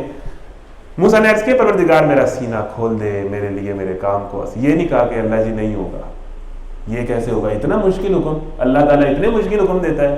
ابھی ہماری ملاقات ہوئی ہے، چنگی بھلی نماز تک بات ٹھیک تھی، یہ کیا بات ہوئی، یہ اوکھے حکم کیوں آنے لگ پڑے؟ نہیں، اے اللہ کام تو بڑا مشکل ہے، لیکن حاضر مجھے حوصلہ دے، یہ ملاقات بڑی ہے، میں یہ رکوع پڑھے اور نقطے نکالے زندگی کے لیے، پروردگار میرا سینہ کھول دے، اب اتنا جو تو نے مشکل مجھے حکم دیا اب یہ تو کرنا ہے، ہم تیرے بندے ہیں، تو اب مجھے حوصلہ دے۔ تو اللہ تعالیٰ سے گناہوں کی جسٹیفیکیشن نہیں دینی چاہیے اللہ کو، اللہ تعالیٰ سے نیکیوں پہ چلنے کا حوصلہ مانگنا چاہیے، یہ ہے اصل دعا۔ میرا سینہ کھول دے، میرے کام کو میرے لیے آسان کر دے، میری زبان کی گرہ سلجھا دے، یعنی مجھے کانفیڈنس دے۔ وہ یہ بھی کہتے ہیں کہ موسیٰ کی زبان لڑکھڑاتی تھی، لیکن اگر ایسا نہیں بھی ہے تو مجھے یہ کانفیڈنس دے، مجھے یہ اسپیکنگ سکلز دے کہ میں فرعون کے دربار میں جا کے اپنی بات بیان کر سکوں۔ کانفیڈنس مانگا اللہ سے، یہ بھی دعا کرنی چاہیے۔ اعتماد، دین پر چلنے کا اعتماد اور حوصلہ، اور اپنی بات کو ڈیفینڈ کرنے کا اور بیان کرنے کی طاقت، تاکہ لوگ میری بات سمجھ سکیں، مجھے اچھی وہ تقریر اور گفتگو کرنے کی صلاحیت دے۔ میرے لیے میرے اپنے کنبے سے ایک وزیر مقرر کر دے، یعنی مجھے ایک میرا ساتھی بھی دے، ہارون جو میرا بھائی ہے۔ فوراً اپنے بھائی کو لیے کہا کہ یا اللہ اسے بھی اسی کام پہ میرا ساتھی بنا دے، اس کے ذریعے سے میرا ہاتھ مضبوط کر اور اس کو میرے کام میں میرا شریک کر دے، تاکہ ہم خوب تیری پاکی بیان کریں اور خوب تیرا چرچا کریں، تو ہمیشہ ہمارے حال پر نگراں رہا ہے۔ فرمایا دیا گیا جو تو نے مانگا۔ یہ ایک شاہانہ بادشاہ کا انداز ہے گفتگو کرنے کا۔ اے موسیٰ ہم نے پھر ایک مرتبہ تجھ پر احسان کیا ہے، یاد کرو وہ وقت جب کہ ہم نے تیری ماں کو اشارہ کیا، ایسا اشارہ جو وحی کے ذریعے سے کیا جاتا ہے کہ اس بچے کو صندوق میں رکھ دے اور صندوق کو دریا میں چھوڑ دے، دریا اسے ساحل پر پھینک دے گا اور اسے میرا دشمن اور اس بچے کا دشمن اٹھا لے گا۔ میں نے اپنی طرف سے تجھ پر محبت طاری کر دی اور ایسا انتظام کیا کہ تو میری نگرانی میں پالا جائے۔ وہی سارا واقعہ کہ صندوق میں پھینکا تھا حضرت یوسف کو، حضرت موسیٰ کو، اور وہاں سے فرعون کی بیوی آسیہ اور وہ ساروں نے مل کے اس صندوق کو کھولا کہ یہ صندوق کیا ہے، تو وہاں سے ایک بچہ نکلا اور اس بچے کو پال لیا۔ یاد کر جب کہ تیری بہن چل رہی تھی، پھر جا کر کہتی ہے میں تمہیں اس کا پتہ دوں جو اس بچے کی پرورش اچھی طرح کرے۔ اب دیکھیں یہ آسان نہیں تھا، وہی ہوئی تھی حضرت موسیٰ کی والدہ کو کہ فرعون کیا کرتا تھا، جو بچہ پیدا ہوتا تھا بنی اسرائیل میں مار دیتے تھے۔ حضرت موسیٰ کی پیدائش ہوئی، وہ بندے پھر رہے فرعون کے، خبر دی جاتی تھی نا کہ اس کارچے بچہ ہوا ہے، تو بچے کو پکڑ کے ذبح کر دیتے تھے بنی اسرائیل ماں کے سامنے جیسے۔ تو ان کو یہ وحی کی کہ بچہ ہو گیا، صندوق میں بند کر کے دریائے نیل میں پھینک۔ اب حضرت موسیٰ کی جو سسٹر تھیں وہ چلتی جاتی تھی صندوق کے ساتھ کہ کتنے جاتا ہے کتنے جاتا ہے، یہ پریشانی ہے نا، بھاگتی جاتی تھی پیچھے صندوق کے، وہ صندوق کو دریا کی لہریں بہالے جا رہی ہیں۔ تو یہ بھی اللہ کا ایک بندوبست تھا۔ یاد کر جب تیری بہن چل رہی تھی پھر جا کر کہتی ہے، وہ چلتی کی صندوق کا پیچھا کر رہی تھی کہ کہاں جاتا ہے، پریشانی کے عالم میں، والدہ تو شاید بوڑھی ہوں تو وہ اس طرح کر نہ پاتی ہوں، تو وہ بھاگ رہی ہیں ساتھ ساتھ دریا کی لہروں کے، تو وہ فرعون کے محل کے پاس جا کے رکوا لی انہوں نے۔ اب ہوا کیا کہ میں تمہیں اس کا پتہ دوں جو اس بچے کی پرورش اچھی طرح کرے۔ ہوا کیا کہ حضرت موسیٰ دودھ نہیں پی رہے تھے کسی کا، تو وہ چونکہ ساتھ ساتھ ہی تھی حضرت موسیٰ کی بہن، تو انہوں نے کہا کہ میں بتاتی ہوں کہ کس کا دودھ پیئیں گے، میں ایک عورت کو جانتی ہوں۔ تو اب کسی کو کیا پتا، لیکن وہ واپس آئے، ماں کو لے کے گئی کہ فرعون کے دربار میں جائے، وہاں دودھ پلایا حضرت موسیٰ نے۔ تو یہ کیوں کیا اللہ تعالیٰ نے کہ حضرت موسیٰ کی والدہ اپنے بچے کی جدائی برداشت نہ کریں، اس کو دیکھتی رہے، آنکھیں اس کی ٹھنڈی ہوتی رہیں، وہ جائیں، اب کیا پتا میرا بچہ کس حال میں، تو وہ جائیں دودھ پلائیں۔ تو اس بہانے اللہ تعالیٰ نے والدہ اور بیٹے کی ملاقات کا بندوبست کیا۔ اس طرح ہم نے تجھے پھر تیری ماں کے پاس پہنچا دیا تاکہ اس کی آنکھیں ٹھنڈی رہیں اور وہ غمزدہ نہ ہو۔ یہ بھی یاد کر کہ تو نے ایک شخص کو قتل کر دیا تھا، ہم نے تجھے اس پھندے سے نکالا اور تجھے مختلف آزمائشوں سے گزارا، اور تو مدین کے لوگوں میں کئی سال ٹھہرا رہا۔ پھر یہ دیکھا نا، وہ مدین میں رہ کے اب جو واپس آئے ہیں تب نبوت باقاعدہ نازل ہوئی ہے۔ پھر اب ٹھیک اپنے وقت پر تو آ گیا ہے اے موسیٰ، میں نے تجھ کو اپنے کام کا بنا لیا ہے، جا تو اور تیرا بھائی میری نشانیوں کے ساتھ، اور دیکھو تم میری یاد میں تقصیر نہ کرنا، لیکن یہ ذہن میں رہے کہ میری یاد سے کبھی غافل نہ ہو، کوئی کا اللہ کو یاد کرتے رہنا۔ جاؤ تم دونوں فرعون کے پاس کہ وہ سرکش ہو گیا ہے۔ آئے ہائے ہائے ہائے، یہ ہے جی بات، اس سے نرمی کے ساتھ بات کرنا، فرعون سے بھی نرمی کے ساتھ اس کو دعوت دینا، یہ ہے دعوت دینے کا طریقہ۔ ہم جو ہے اے تو پیڑا بندہ ہے، گالی ہے، سیدھی گل سمجھ دیں گے، ادھر گل کرن دا یہی طریقہ ہے۔ فرعون سے نرمی سے بات کرنا، موسیٰ دین کی دعوت کا طریقہ ہی ہے کہ اسے نرمی سے، دلیل سے، اچھے انداز سے بات سمجھائیں۔ قولا لینا، موسیٰ فرعون سے نرمی سے بات کرنا، اس سے نرمی کے ساتھ بات کرنا، شاید کہ وہ نصیحت قبول کرے۔ یہ نصیحت اگر کسی کو کرنی ہو تو وہ نرمی سے کی جاتی ہے، طریقے سے کی جاتی ہے، حکمت سے کی جاتی ہے، شاید کہ وہ نصیحت قبول کرے یا ڈر جائے۔ دونوں نے عرض کیا۔ اب یہ اس بات کو آپ لے لیں، اور ہم یہ جو یہ پی ٹی آئی اور نون لیگ والے لڑے ہوتے ہیں آپس میں، نون لیگ والے انے پیڑے نے فرعون تو ہی پیڑے نے، یا پی ٹی آئی والے فرعون تو ہی پیڑے نے، گالیاں گلوچ، ایسی دی گل سمجھ دینی، سوشل میڈیا بھرا ہے گالیوں سے۔ قولا لینا، بھائی اپنی بات، آپ کی جو پوائنٹ آف ویو ہے پولیٹیکل بھی، تو یہ تانے دے کے اور برے برے القاب سے پکار کے اور جناب یہ جگتیں کرا کے، یہ کون سی تنقید کا طریقہ ہے؟ اپنا پوائنٹ آف ویو بیان کریں، ہم سن لیں، اچھے طریقے سے کریں۔ گالی دیے بغیر اور گندی بات کیے بغیر اور تانا زنی کیے بغیر اور برے القاب سے پکارے بغیر اور گالیاں دیے بغیر کوئی بات نہیں کر سکتے آپ۔ تو فرعون سے نرمی کے ساتھ بات کی جا رہی ہے، جو کرپٹ بادشاہ تو تھا ہی تھا، جو پتہ نہیں کیا تھا، اس سے بھی نرمی سے بات کرو، شاید پھر اس میں قبول کرے یا ڈر جائے۔ دونوں نے عرض کیا پروردگار ہمیں اندیشہ ہے کہ وہ ہم پر زیادتی کرے گا یا پل پڑے گا۔ موسیٰ علیہ السلام کو بھی ڈر ہے کہ میرے ساتھ کیا ہوگا، فرمایا ڈرو مت۔ یہ ایسا رشتہ ہے کہ اللہ تعالیٰ بار بار کہہ رہے ہیں کہ حوصلہ، ڈرنا نہیں، تگڑے رہو، ہمت کرو، جاؤ موسیٰ میں تمہارے ساتھ ہوں۔ فرمایا ڈرو مت، میں تمہارے ساتھ ہوں، سب کچھ سن رہا ہوں اور دیکھ رہا ہوں، تمہاری بیک پہ میں کھڑا ہوں، میں ایک ایک لمحہ دیکھ رہا ہوں، اس کو پیچھے میں تمہیں دیکھ رہا ہوں۔ جاؤ اس کے پاس اور کہو کہ ہم تیرے رب کے فرستادے ہیں، بنی اسرائیل کو ہمارے ساتھ جانے کے لیے چھوڑ دے اور ان کو تکلیف نہ دے، ہم تیرے پاس تیرے رب کی نشانی لے کر آئے ہیں اور سلامتی ہے اس کے لیے جو رائے راست کی پیروی کرے۔ ہم کو وہی سے بتایا گیا ہے کہ عذاب ہے اس کے لیے جو جھٹلائے اور منہ موڑے۔ آگے پڑھیں۔ فرعون نے کہا اچھا تو پھر تم دونوں کا رب کون ہے اے موسیٰ؟ اب فرعون دیکھیں وہ سچویشن کیا بن گئی ہے، وہ پہلے بھی ہم پڑھ چکے ہیں۔ اب دربار میں موسیٰ انٹر ہوئے ہوں گے تو کیا سچویشن بنی ہوگی، یہ تو آپ کے سامنے ہے کہ ایک بندہ جو بھاگا ہوا تھا وہ کتنے سالوں بعد دربار۔ اب فرعون کا سٹائل دیکھیں، حضرت موسیٰ آئے ہیں، اچھا تو پھر کون ہے جی رب اگر میں نہیں ہوں؟ یہ جو رب ہے یہ کون ہے اگر میں نہیں ہوں؟ تو تم دونوں کا پھر رب کون ہے جی؟ یہ انداز دیکھیں فرعون کا، غرور، تکبر، اور تخت پہ بیٹھ کے وہ دائیں بائیں والوں کو بھی ذرا ہنسانے کے لیے نا۔ اچھا تو پھر تم دونوں کا رب کون ہے جی اے موسیٰ صاحب، آپ کا رب کون ہے؟ طنز کیا، قال ربنا الذی۔ اب دیکھیں ایک بندہ طنز کری جا رہا ہے، حضرت موسیٰ جو کل تک ڈرے ہوئے تھے کہ مجھ سے بولا نہیں جائے گا، اے اللہ میری زبان کی گرہ کو کھیل دے، اے اللہ میں کس طرح بات کروں گا۔ اب ان کا کانفیڈنس لیول دیکھیں کہ کس طرح فرعون کے دربار میں ایک وقت کے بادشاہ سے ڈائلاگ کر رہے ہیں. موسیٰ نے جواب دیا ہمارا رب وہ ہے جس نے ہر چیز کو اس کی ساخت بخشی پھر اس کو راستہ بتایا. فرعون بولا اور پہلے جو نسلیں گزر چکی ہیں ان کی پھر کیا حالت تھی. یہ سوال کیا تھا نا فرعون نے کہ اس سے پہلے جو لوگ گزر گئے ہیں جنہوں نے رب کو پہچانا ہی نہیں ہے یا جن کے پاس تم آئے ہی نہیں ہو تو ان کا کیا بنے گا, ان لوگوں کا کیا انجام ہوگا. تو حضرت موسیٰ نے بڑا خوبصورت جواب دیا اور یہی اس کا جواب ہے. موسیٰ علیہ السلام نے کہا اس کا علم میرے رب کے پاس ایک نوشتے میں محفوظ ہے, میرا رب نہ چوکتا ہے نہ بھولتا ہے. اب یہ سیم کیس ہے حضرت ابراہیم والا, ان سے بھی مشکل سوال ہوئے تھے, نمرود نے کیے تھے. تو سوالوں کو ہینڈل کرنا بندہ مومن کی صفت ہے. اب فرعون نے بھرے دربار میں بڑا مشکل سوال کر دیا, اچھا تو اگر رب یہ ہے تو اس سے پہلے جو لوگ ہیں جن کو رب کا پتہ ہی نہیں چلا یا تم نے ان کو بتایا ہی نہیں ہے رب کا, جو گزر گئے ان کا کیا بنے گا. حضرت موسیٰ بڑا مشکل سوال تھا, بڑے بڑوں کی یہاں پر بولتی بند ہو جائے. لیکن حضرت موسیٰ جو دعا کر کے گئے تھے اے اللہ مجھے گفتگو کرنے کا طریقہ اور سلیقہ دے, تو کیا کہا کہ وہ جو گزر گئے ان کو رب جانتا ہے, ان کا معاملہ رب کے پاس ہے اور میرا رب ان کے ساتھ انصاف کرے گا, نہ وہ بھولتا ہے نہ وہ چوکتا ہے. تو یہ رب کا معاملہ ہے, رب جانے وہ بندے جانے. میرا رب نہ چوکتا ہے نہ بھولتا ہے. وہی جس نے تمہارے لیے زمین کا فرش بچھایا اور اسی میں تمہارے چلنے کو راستے بنائے اور اوپر سے پانی برسایا, پھر اس کے ذریعے سے مختلف اقسام کی پیداوار نکالی.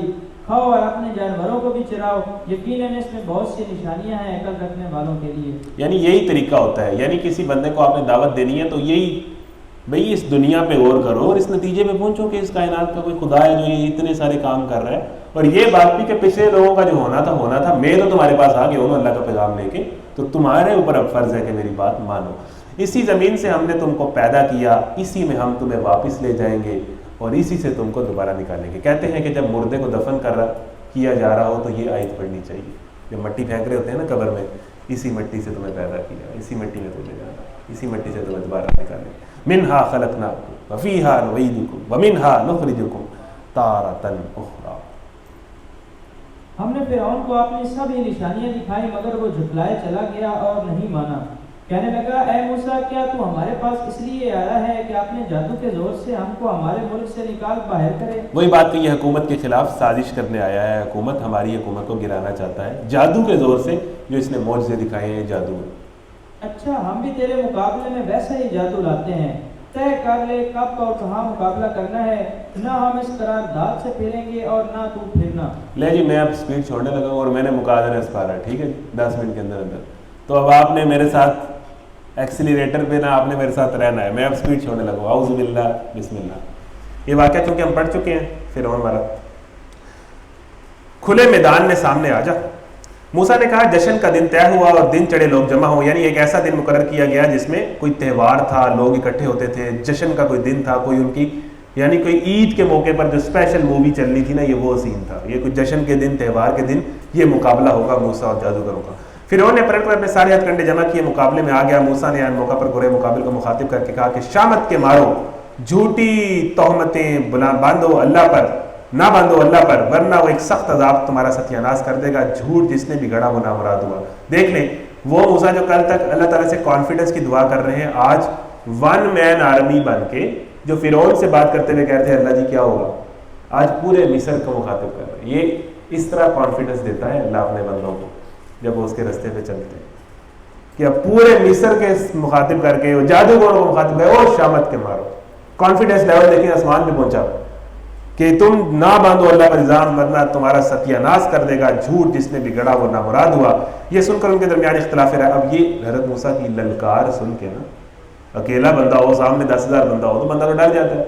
اب وہ ان کا کانفیڈنس اور ان کی للکار اور ان پہ جو خوف کے کوئی اثر نہیں تھے, کیونکہ انہیں پتا تھا میرے ساتھ خدا ہے, طاقتیں تمہاری ہیں اور خدا ہمارا ہے. تمہارے پاس طاقتیں ہیں, میرے پاس خدا ہے. یہ سن کر ان کے درمیان اختلاف. اب وہ آپس میں باتیں سرگوشیاں کہ بھئی یہ کیا. وہ چپکے چپکے باہم مشورے کرنے لگے. آخرکار کچھ لوگوں نے کہا کہ یہ دونوں تو محض جادوگر ہیں, ان کا مقصد یہ ہے کہ اپنے جادو کے زور سے تم کو تمہاری زمین سے بے دخل کر دیں اور تمہارا مثالی طریقے زندگی ختم کر دیں. تمہارا جو مثالی لائف سٹائل ہے نا, جو سیاسی, پولیٹیکل, اکنامیکل, جوڈیشری, جو سارا آپ کا مصر کا لائف سٹائل ہے نا, موسیٰ اس کو چینج کرنا چاہتا ہے, یہاں پر اور نظام لے کے آنا چاہتا ہے. تو اپنے نظام کا ساتھ دو. اپنی ساری تدبیریں آج اکٹھی کر لو اور ایکا کر کے میدان میں آ جاؤ. جمہوریت کے خلاف سازش ہو رہی ہے, سب لوگ اس کے خلاف اکٹھے ہو جائیں. بس یہ سمجھ لو کہ آج غالب رہا وہی جو جیت گیا. جادوگر بولے ڈو اور ڈائی سچویشن ہے, جو غالب آیا وہ جیت گیا. موسیٰ تم پھینکتے ہو کہ ہم پہلے پھینکیں؟ موسیٰ نے کہا نہیں, تم ہی پھینکو, تم نے جو کرنا ہے کرو. یہ کانفیڈنس کی علامت ہے کہ تسی جگہ کرنا ہے وہ کر لو, ایک باری تم ہی پھینکو. یک ان کی رسیاں اور ان کی لاٹھیاں اور ان کے جادو کے زور سے موسیٰ کی طرف دوڑتی ہوئی محسوس ہونے لگی. یعنی وہ اکٹھے پھینکی انہوں نے اور سارے موسیٰ علیہ السلام کی طرف بڑھنے لگے جو وہ سانپ بنے تھے نظر کے دھوکے سے. موسیٰ اپنے دل میں ڈر گیا.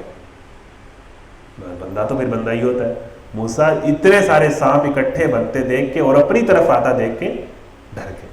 اب یہاں پر پتہ چلتا ہے کہ قدم قدم پر بندہ مومن کا رب کس طرح حوصلہ بندھاتا ہے اور اس سے ثابت قدم رکھتا ہے اپنی آئیڈیالوجی پر. قدم قدم پر ہر لمحے ہم نے کہا مت ڈر, تو ہی غالب رہے گا, پھینک جو کچھ تیرے ہاتھ میں ہے. ابھی ان کی ساری بناوٹی چیزوں کو یہ نگلے جاتا ہے. یہ جو کچھ بنا کر لائے ہیں یہ تو جادوگر کا فریب ہے اور جادوگر کبھی کامیاب نہیں ہو سکتا خواہ وہ کسی شان سے آئے. آخرکار یہ ہوا کہ سارے جادوگر سجدے میں گرا دیے گئے اور پکار اٹھے, مان لیا ہم نے ہارون اور موسیٰ کے رب کو. یہ سارا واقعہ ہم پڑھ چکے ہیں. فرعون نے کہا تم ایمان لے آئے قبل اس سے کہ میں تمہیں اس کی اجازت دیتا. معلوم ہوا کہ یہ تمہارا گرو ہے, یہ موسیٰ تمہارا گرو ہے جس نے تمہیں جادوگری سکھائی تھی. اچھا اب میں تمہارے ساتھ ہاتھ پاؤں مخالف سمتوں سے کٹواتا ہوں, کھجور کے تنے پر تم کو سولی دیتا ہوں. کھجور کے تنے پر پتہ نہیں کتنے دن لٹکے رہنا تھا انہوں نے اور تڑپ تڑپ کے بھوکا پیاسا انہوں نے مرنا تھا.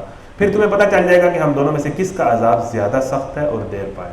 یعنی میں تمہیں خدا سے زیادہ سخت عذاب دوں گا, یعنی میں تمہیں زیادہ سخت سزا دے سکتا ہوں یا موسیٰ. جادوگروں نے جواب دیا قسم ہے اس ذات کی جس نے ہمیں پیدا کیا, یہ ہرگز نہیں ہو سکتا کہ ہم روشن نشانیاں سامنے آ جانے کے بعد بھی صداقت پر تجھے ترجیح دے. تو جو کچھ کرنا چاہے کر لے, تو زیادہ سے زیادہ بس اس دنیا کی زندگی کا فیصلہ کر سکتا ہے. میکسیمم کیا کر لو گے, مار دو گے. ہمارا تو معاملہ ہی مرنے کے بعد شروع ہونا ہے, ہم تو مرنے کے بعد ہی ایک جنت کے متلاشی. تو زیادہ سے زیادہ بس اسی دنیا کی زندگی کا فیصلہ. اسی لیے حق پر چلنے پر زیادہ سے زیادہ آزمائش کیا ہو سکتی ہے, مارے جائیں گے. تو اس سے زیادہ کیا ہے. ہم تو اپنے رب پر ایمان لے آئے تاکہ وہ ہماری خطائیں معاف کر دے اور جادوگری سے جس پر تو نے ہمیں مجبور کیا ہے درگزر فرمائے. اللہ ہی اچھا ہے, وہی باقی رہنے والا ہے.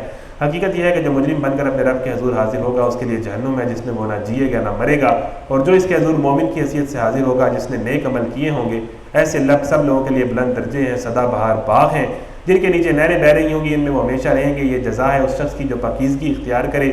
ہم نے موسیٰ پر وحی کی کہ اب راتوں رات میرے بندوں کو لے کر چل پڑ اور ان کے لیے سمندر میں سے سوکھی سڑک بنا لے. تجھے کسی کا تعاقب کا ذرا خوف نہ ہو اور سمندر کے بیچ سے گزرتے ہوئے ڈر لگے. پیچھے سے فرعون اپنا لشکر لے کر پہنچا اور پھر سمندر ان پر چھا گیا جیسا کہ چھا جانے کا حق تھا. فرعون نے اپنی قوم کو گمراہی کیا تھا, کوئی صحیح رہنمائی نہیں کی تھی. یعنی فرعون وہ لیڈر تھا جس نے اپنی پوری قوم کو, یعنی ایسے لیڈرز ہوتے ہیں جو غلط رہنمائی کی تھی اور اینڈ پہ آگے پوری کو, اس فالوور تو تھے نا فرعون کے, فان پھیلتے تھی, پوری قوم اس کے پیچھے آئی لڑنے کے لیے. لیڈر تو وہ بھی تھا, دنیا تو اسے بھی مانتی تھی, لیکن وہ ایسا لیڈر تھا جس نے اپنی ساری قوم کو گمراہ کیا اور جہنم میں لے گیا. تو لیڈر اچھا بھی ہو سکتا ہے, برا بھی ہو سکتا ہے. لیڈر کے پیچھے دنیا چلتی ہے چاہے وہ اچھا ہو یا برا ہو. اے بنی اسرائیل, ہم نے تم کو تمہارے دشمن سے نجات دی اور طور کے دائیں جانب تمہاری حاضری کے لیے وقت مقرر کیا اور تم پر منع و سلوہ اتارا. کھاؤ ہمارا دیا ہوا پاک رزق اور اسے کھا کر سرکشی نہ کرو ورنہ تم پر میرا غضب ٹوٹ پڑے گا, اور جس پر میرا غضب ٹوٹا وہ پھر گر کر ہی رہا. البتہ جو توبہ کر لے اور ایمان لائے اور نیک عمل کرے پھر سیدھی راہ چلتا رہے, اس کے لیے میں بہت درگزر کرنے والا ہوں. اور کیا چیز تمہیں اپنی قوم سے پہلے لے آئی موسیٰ. حضرت موسیٰ نا جب قوم آ رہی تھی تو اللہ نے بلایا تھا کہ یہاں ملاقات ہوگی کوہ طور پہ. تو حضرت موسیٰ اتنے ایکسائٹیڈ تھے کہ بھاگے بھاگے جاتے تھے. تو قوم پیچھے رہ گئی, حضرت موسیٰ آگے نکل گئے. تو اللہ نے پوچھا کہ اتنی جلدی میں کیوں لے آئے. وہی محبوب سے ملاقات کی جو طلب تھی نا وہ جلدی انہیں لے آئی. بڑے علم کے لیے حضرت موسیٰ بہت جو ہے وہ ڈیسپریٹ تھے اور اللہ تعالیٰ سے ملنے کے لیے بہت بے چین تھے, جس طرح خضر کی ملاقات ہم نے دیکھی ہے. اس نے عرض کیا وہ بس میرے پیچھے آ ہی رہے ہیں, میں جلدی کر کے تیرے حضور آگے ہوں میرے رب تاکہ تو مجھ سے خوش ہو جائے. فرمایا اچھا تو سنو, ہم نے تمہارے پیچھے تمہاری قوم کو آزمائش میں ڈال دی. یعنی اللہ تعالیٰ کو پتہ بھی ہوتا ہے اللہ کا نظام کیسا ہے کہ جلدی میں آیا. اللہ تعالیٰ کی حکمت بھی تھی کہ یہ جلدی میں پہنچے گا تو پیچھے سے ساری قوم مشرک ہو جائے گی. اللہ نے کہا اچھا تو پیچھے سے تمہاری قوم کو ہم نے آزمائش میں ڈال دی. اور سامری نے انہیں گمراہ کر ڈالا ہے, وہ جو شرک کروایا تھا پہلے اس بارے میں پڑھا ہے. موسیٰ سخت غصے اور رنج کی حالت میں اپنی قوم کی طرف پلٹا, جا کر اس نے کہا کہ اے میری قوم کے لوگوں, کیا تمہارے رب نے تم سے اچھے وعدے نہیں کیے تھے کیا تمہیں دن لگ گئے ہیں یا تم اپنے رب کا غضب ہی اپنے اوپر لانا چاہتے تھے کہ تم نے مجھ سے وعدہ خلافی کی؟ انہوں نے جواب دیا ہم نے آپ سے وعدہ خلافی کچھ اپنے اختیار سے نہیں کی، معاملہ یہ ہوا کہ لوگوں کے زیورات کے بوجھ سے ہم لد گئے تھے اور ہم نے بس ان کو پھینک دیا تھا۔ پھر اسی طرح سامری نے بھی کچھ ڈالا اور ان کے لیے ایک بچھڑے کی مورت بنا کر نکال لیا، سونے کا اس نے کوئی بچھڑا بنایا اور اس میں سے کوئی آواز نکالی تو ہم نے سمجھا یہی خدا ہے، جس میں سے بیل کسی آواز نکلتی تھی۔ لوگ پکار اٹھے یہی ہے تمہارا خدا اور موسیٰ اسے بھول گیا ہے۔ کیا وہ دیکھ لیتے نہ تھے کہ نہ وہ ان کی بات کا جواب دیتا تھا اور نہ ان کے نفع نقصان کا کچھ اختیار رکھتا تھا؟ ہارون موسیٰ کے آنے سے پہلے ان سے کہہ چکا تھا کہ لوگوں تم اس کی وجہ سے فتنے میں پڑ گئے ہو، تمہارا رب تو رحمان ہے، بس تم میری پیروی کرو اور میری بات مانو۔ مگر انہوں نے اس سے کہہ دیا کہ ہم تو اسی کی پرستش کرتے رہیں گے جب تک کہ موسیٰ واپس نہ آ جائے، یعنی جب تک موسیٰ واپس نہیں آتا ساڈا خدا ہے یہ۔ موسیٰ قوم کو ڈانٹنے کے بعد ہارون کی طرف پلٹا اور بولا ہارون تم نے جب دیکھا تھا کہ یہ گمراہ ہو رہے ہیں تو کس چیز نے تم نے برائی سے کیوں نہیں روکا؟ حساب لے رہے ہیں، سوال کر رہے ہیں، تو کس چیز نے تمہارا ہاتھ پکڑا تھا کہ میرے طریقے پر عمل نہ کرو؟ کیا تم نے میرے حکم کی خلاف ورزی کی؟ ہارون نے جواب دیا ہے میری ماں کے بیٹے میری داڑھی نہ پکڑ، داڑھی سے پکڑ کر کھینچا نا، غصے سے، سینے سے پکڑ کے، کپڑوں سے پکڑ کے۔ یہاں پر قرآن میں بس ایک جگہ ہی داڑھی کا ذکر آیا ہے، قرآن میں بس ایک جگہ لفظ آیا ہے داڑھی کا، اور ہم نے اپنا پورا دین ہی داڑھی بنا دیا ہوا ہے۔ یعنی یہ ثابت ہوتا ہے کہ داڑھی تو تھی حضرت موسیٰ کی بھی، حضرت ہارون کی بھی۔ نہ میرے سر کے بال کھینچ، مجھے اس بات کا ڈر تھا کہ تم آ کر کہے گا کہ تم نے بنی اسرائیل میں پھوٹ ڈال دی اور میری بات کا پاس نہ کیا۔ موسیٰ نے کہا اور سامری تیرا کیا معاملہ ہے؟ اب سامری کا جواب چیک کریں۔ اس نے جواب دیا میں نے وہ چیز دیکھی جو ان لوگوں کو نظر نہ آئی، پس میں نے رسول کے نقش قدم سے ایک مٹھی اٹھا لی اور اس کو ڈال دیا، میرے نفس نے مجھ کو ایسا ہی سجایا۔ اب وہ کیا سامری گیم کر رہا ہے کہ اے موسیٰ آپ کے جو بابرکت پاؤں کے نقش پا تھے نا، وہاں سے میں نے مٹی لی اور آپ کے پاؤں کی برکت سے اس منہ سے اس بچھڑے کے اندر جان آئی اور یہ بول پڑا۔ یعنی وہ خوشامد کر رہا ہے اور کیا کہہ رہا ہے؟ بات کر رہا ہے کہ آپ کے پاؤں کی برکت سے یہ ہوا۔ جس طرح ہم اکثر اپنے شعر و شاعری میں کہتے ہیں کہ فلانے کی برکت سے اور فلانے کے صدقے سے پتہ نہیں کیا کیا ہو گیا، یہ سارے کام تو اللہ کے ہیں۔ تو اس نے وہی شرکیہ ٹیپیکل بات کی کہ آپ کے پاؤں کی جو مٹی تھی نا، اس کی برکت سے یہ بچھڑا بول پڑا۔ ہم نے کہا یہی خدا ہے۔ نقش قدم سے ایک مٹھی اٹھا لی اور اس کو ڈال دیا، میرے نفس نے مجھ کو ایسا ہی سجایا۔ موسیٰ نے کہا اچھا تو جا، اب زندگی بھر تجھے یہی پکارتے رہنا ہے کہ مجھے نہ چھونا۔ یعنی وہ بولا ہو گیا تھا، اسے جو چھوتا تھا اسے بیماری ہو جاتی تھی، عبرتناک اسے عذاب ہوا تو اسے اچھوت ہو گیا تھا وہ۔ اور تیرے لیے بعض کو اس کا ایک وقت مقرر ہے جو تجھ سے ہرگز نہ ٹلے گا، اور دیکھ اپنے اس خدا کو جس پر تو ریجا ہوا ہے، اب ہم اسے جلا ڈالیں گے اور ریزہ ریزہ کر کے دریا میں بہا دیں گے۔ یعنی وہ خدا جسے بنائے بیٹھے تھے اسے جلا دیا گیا اور ریزہ ریزہ کر کے دریا میں بہا دیا گیا۔ لوگوں تمہارا خدا تو بس ایک ہی اللہ ہے جس کے سوا کوئی اور خدا نہیں، ہر چیز پر اس کا علم حاوی ہے۔ اے محمد صلی اللہ علیہ وسلم، اس طرح ہم پچھلے گزرے ہوئے حالات کی خبریں تم کو سناتے ہیں اور ہم نے اپنے ہاتھ سے تم کو ایک ذکر درس نصیحت عطا کیا ہے، جو کوئی اس سے منہ موڑے گا وہ قیامت کے روز سخت بارے گناہ اٹھائے گا، اور ایسے سب لوگ ہمیشہ اس کے وبال میں گرفتار رہیں گے، اور قیامت کے دن ان کے لیے اس جرم کی ذمہ داری کا بوجھ بڑا تکلیف دہ بوجھ ہوگا۔ اس دن جب کہ سور پھونکا جائے گا اور ہم مجرموں کو اس حال میں گھیر لائیں گے کہ ان کی آنکھیں دہشت کے مارے پتھرائی ہوئی ہوں گی، آپس میں چپکے چپکے کہیں گے کہ دنیا میں مشکل سے تم نے کوئی 10 دن گزارے ہوں گے۔ ہمیں خوب معلوم ہے کہ وہ کیا باتیں کر رہے ہوں گے، ہم یہ بھی جانتے ہیں کہ اس وقت ان میں سے جو زیادہ سے زیادہ محتاط اندازہ لگانے والا ہوگا وہ کہے گا کہ ہاں نہیں، تمہاری دنیا کی زندگی بس ایک دن کی تھی۔ جو سب سے اچھا اندازہ لگائے گا وہ کہے گا کہ بس ایک دن رہے ہیں دنیا میں۔ یہ لوگ تم سے پوچھتے ہیں کہ آخر اس دن یہ پہاڑ کہاں چلے جائیں گے؟ کہو کہ میرا رب ان کو دھول بنا کر اڑا دے گا اور زمین کو ایسا ہموار چٹیل میدان بنا دے گا کہ اس میں کوئی بل اور سربٹ نہ دیکھو گے۔ اس روز سب لوگ منادی کی پکار پر سیدھے چلے آئیں گے، کوئی ذرا اکڑ کر نہ دکھا سکے گا، اور آواز رحمان کے آگے دب جائے گی، ایک سرسراہٹ کے سوا تم کچھ نہ سنو گے۔ اس روز یعنی ایسی خاموشی ہوگی کہ سرسراہٹ کے سوا تم کچھ نہ سنو گے۔ اس روز شفاعت کارگر نہ ہوگی الا یہ کہ کسی کو رحمان اس کی اجازت دے اور اس کی بات سننا پسند کرے۔ وہ لوگوں کا اگلا پچھلا سب حال جانتا ہے اور دوسروں کو اس کا پورا علم نہیں ہے۔ لوگوں کے سر اس حیو قیوم کے آگے جھک جائیں گے۔ نامراد ہوگا جو اس وقت کسی ظلم کا بارے گناہ اٹھائے ہوئے آیا ہو، اور کسی ظلم یا تلفی کا خطرہ نہ ہوگا اس شخص کو جو نیک عمل کرے گا اور اس کے ساتھ وہ ایمان والا بھی ہوگا، مومن بھی ہوگا۔ یہ رکو مکمل کرتے ہیں جی۔ اور اے محمد صلی اللہ علیہ وسلم اس طرح ہم نے اسے قرآن عربی بنا کر نازل کیا اور اس میں طرح طرح سے تنبیہات کی ہیں، شاید کہ یہ لوگ کجروی سے بچے یا ان میں کچھ ہوش کے آثار اس کی بدولت پیدا ہوں، پس بالا و برتر ہے اللہ بادشاہ حقیقی۔ اور دیکھو قرآن پڑھنے میں جلدی نہ کیا کرو جب تک تمہاری طرف اس کی وحی تکمیل کو نہ پہنچ جائے، اور دعا کرو کہ اے پروردگار مجھے مزید علم عطا کر، ہم نے اس سے پہلے آدم کو حکم دیا تھا مگر وہ بھول گیا اور ہم نے اس میں عزم نہ پایا۔ لے جی ہم نے آلموسٹ آج 1.5 سپارہ پڑھا ہے، وہ بھی الحمدللہ 2 گھنٹوں میں، تو انشاءاللہ ہم نے یہ 1.5 سے 1:45 پہ چلے جانا ہے۔ جمعرات تک ہم 2 بجے تک 4 بجے تک کلاس کریں گے۔ جمعے کو ہفتے کو بھی پیپر ہے جی؟ ہاں تو جمعے کو ہم جو ہے وہ 4:30 اپنا پرانا ٹائم جو بریک ہم کرتے ہیں اس پر آ جائیں گے، تو جمعرات تک یعنی کل اور پرسوں ہم 4 بجے ہی کریں گے۔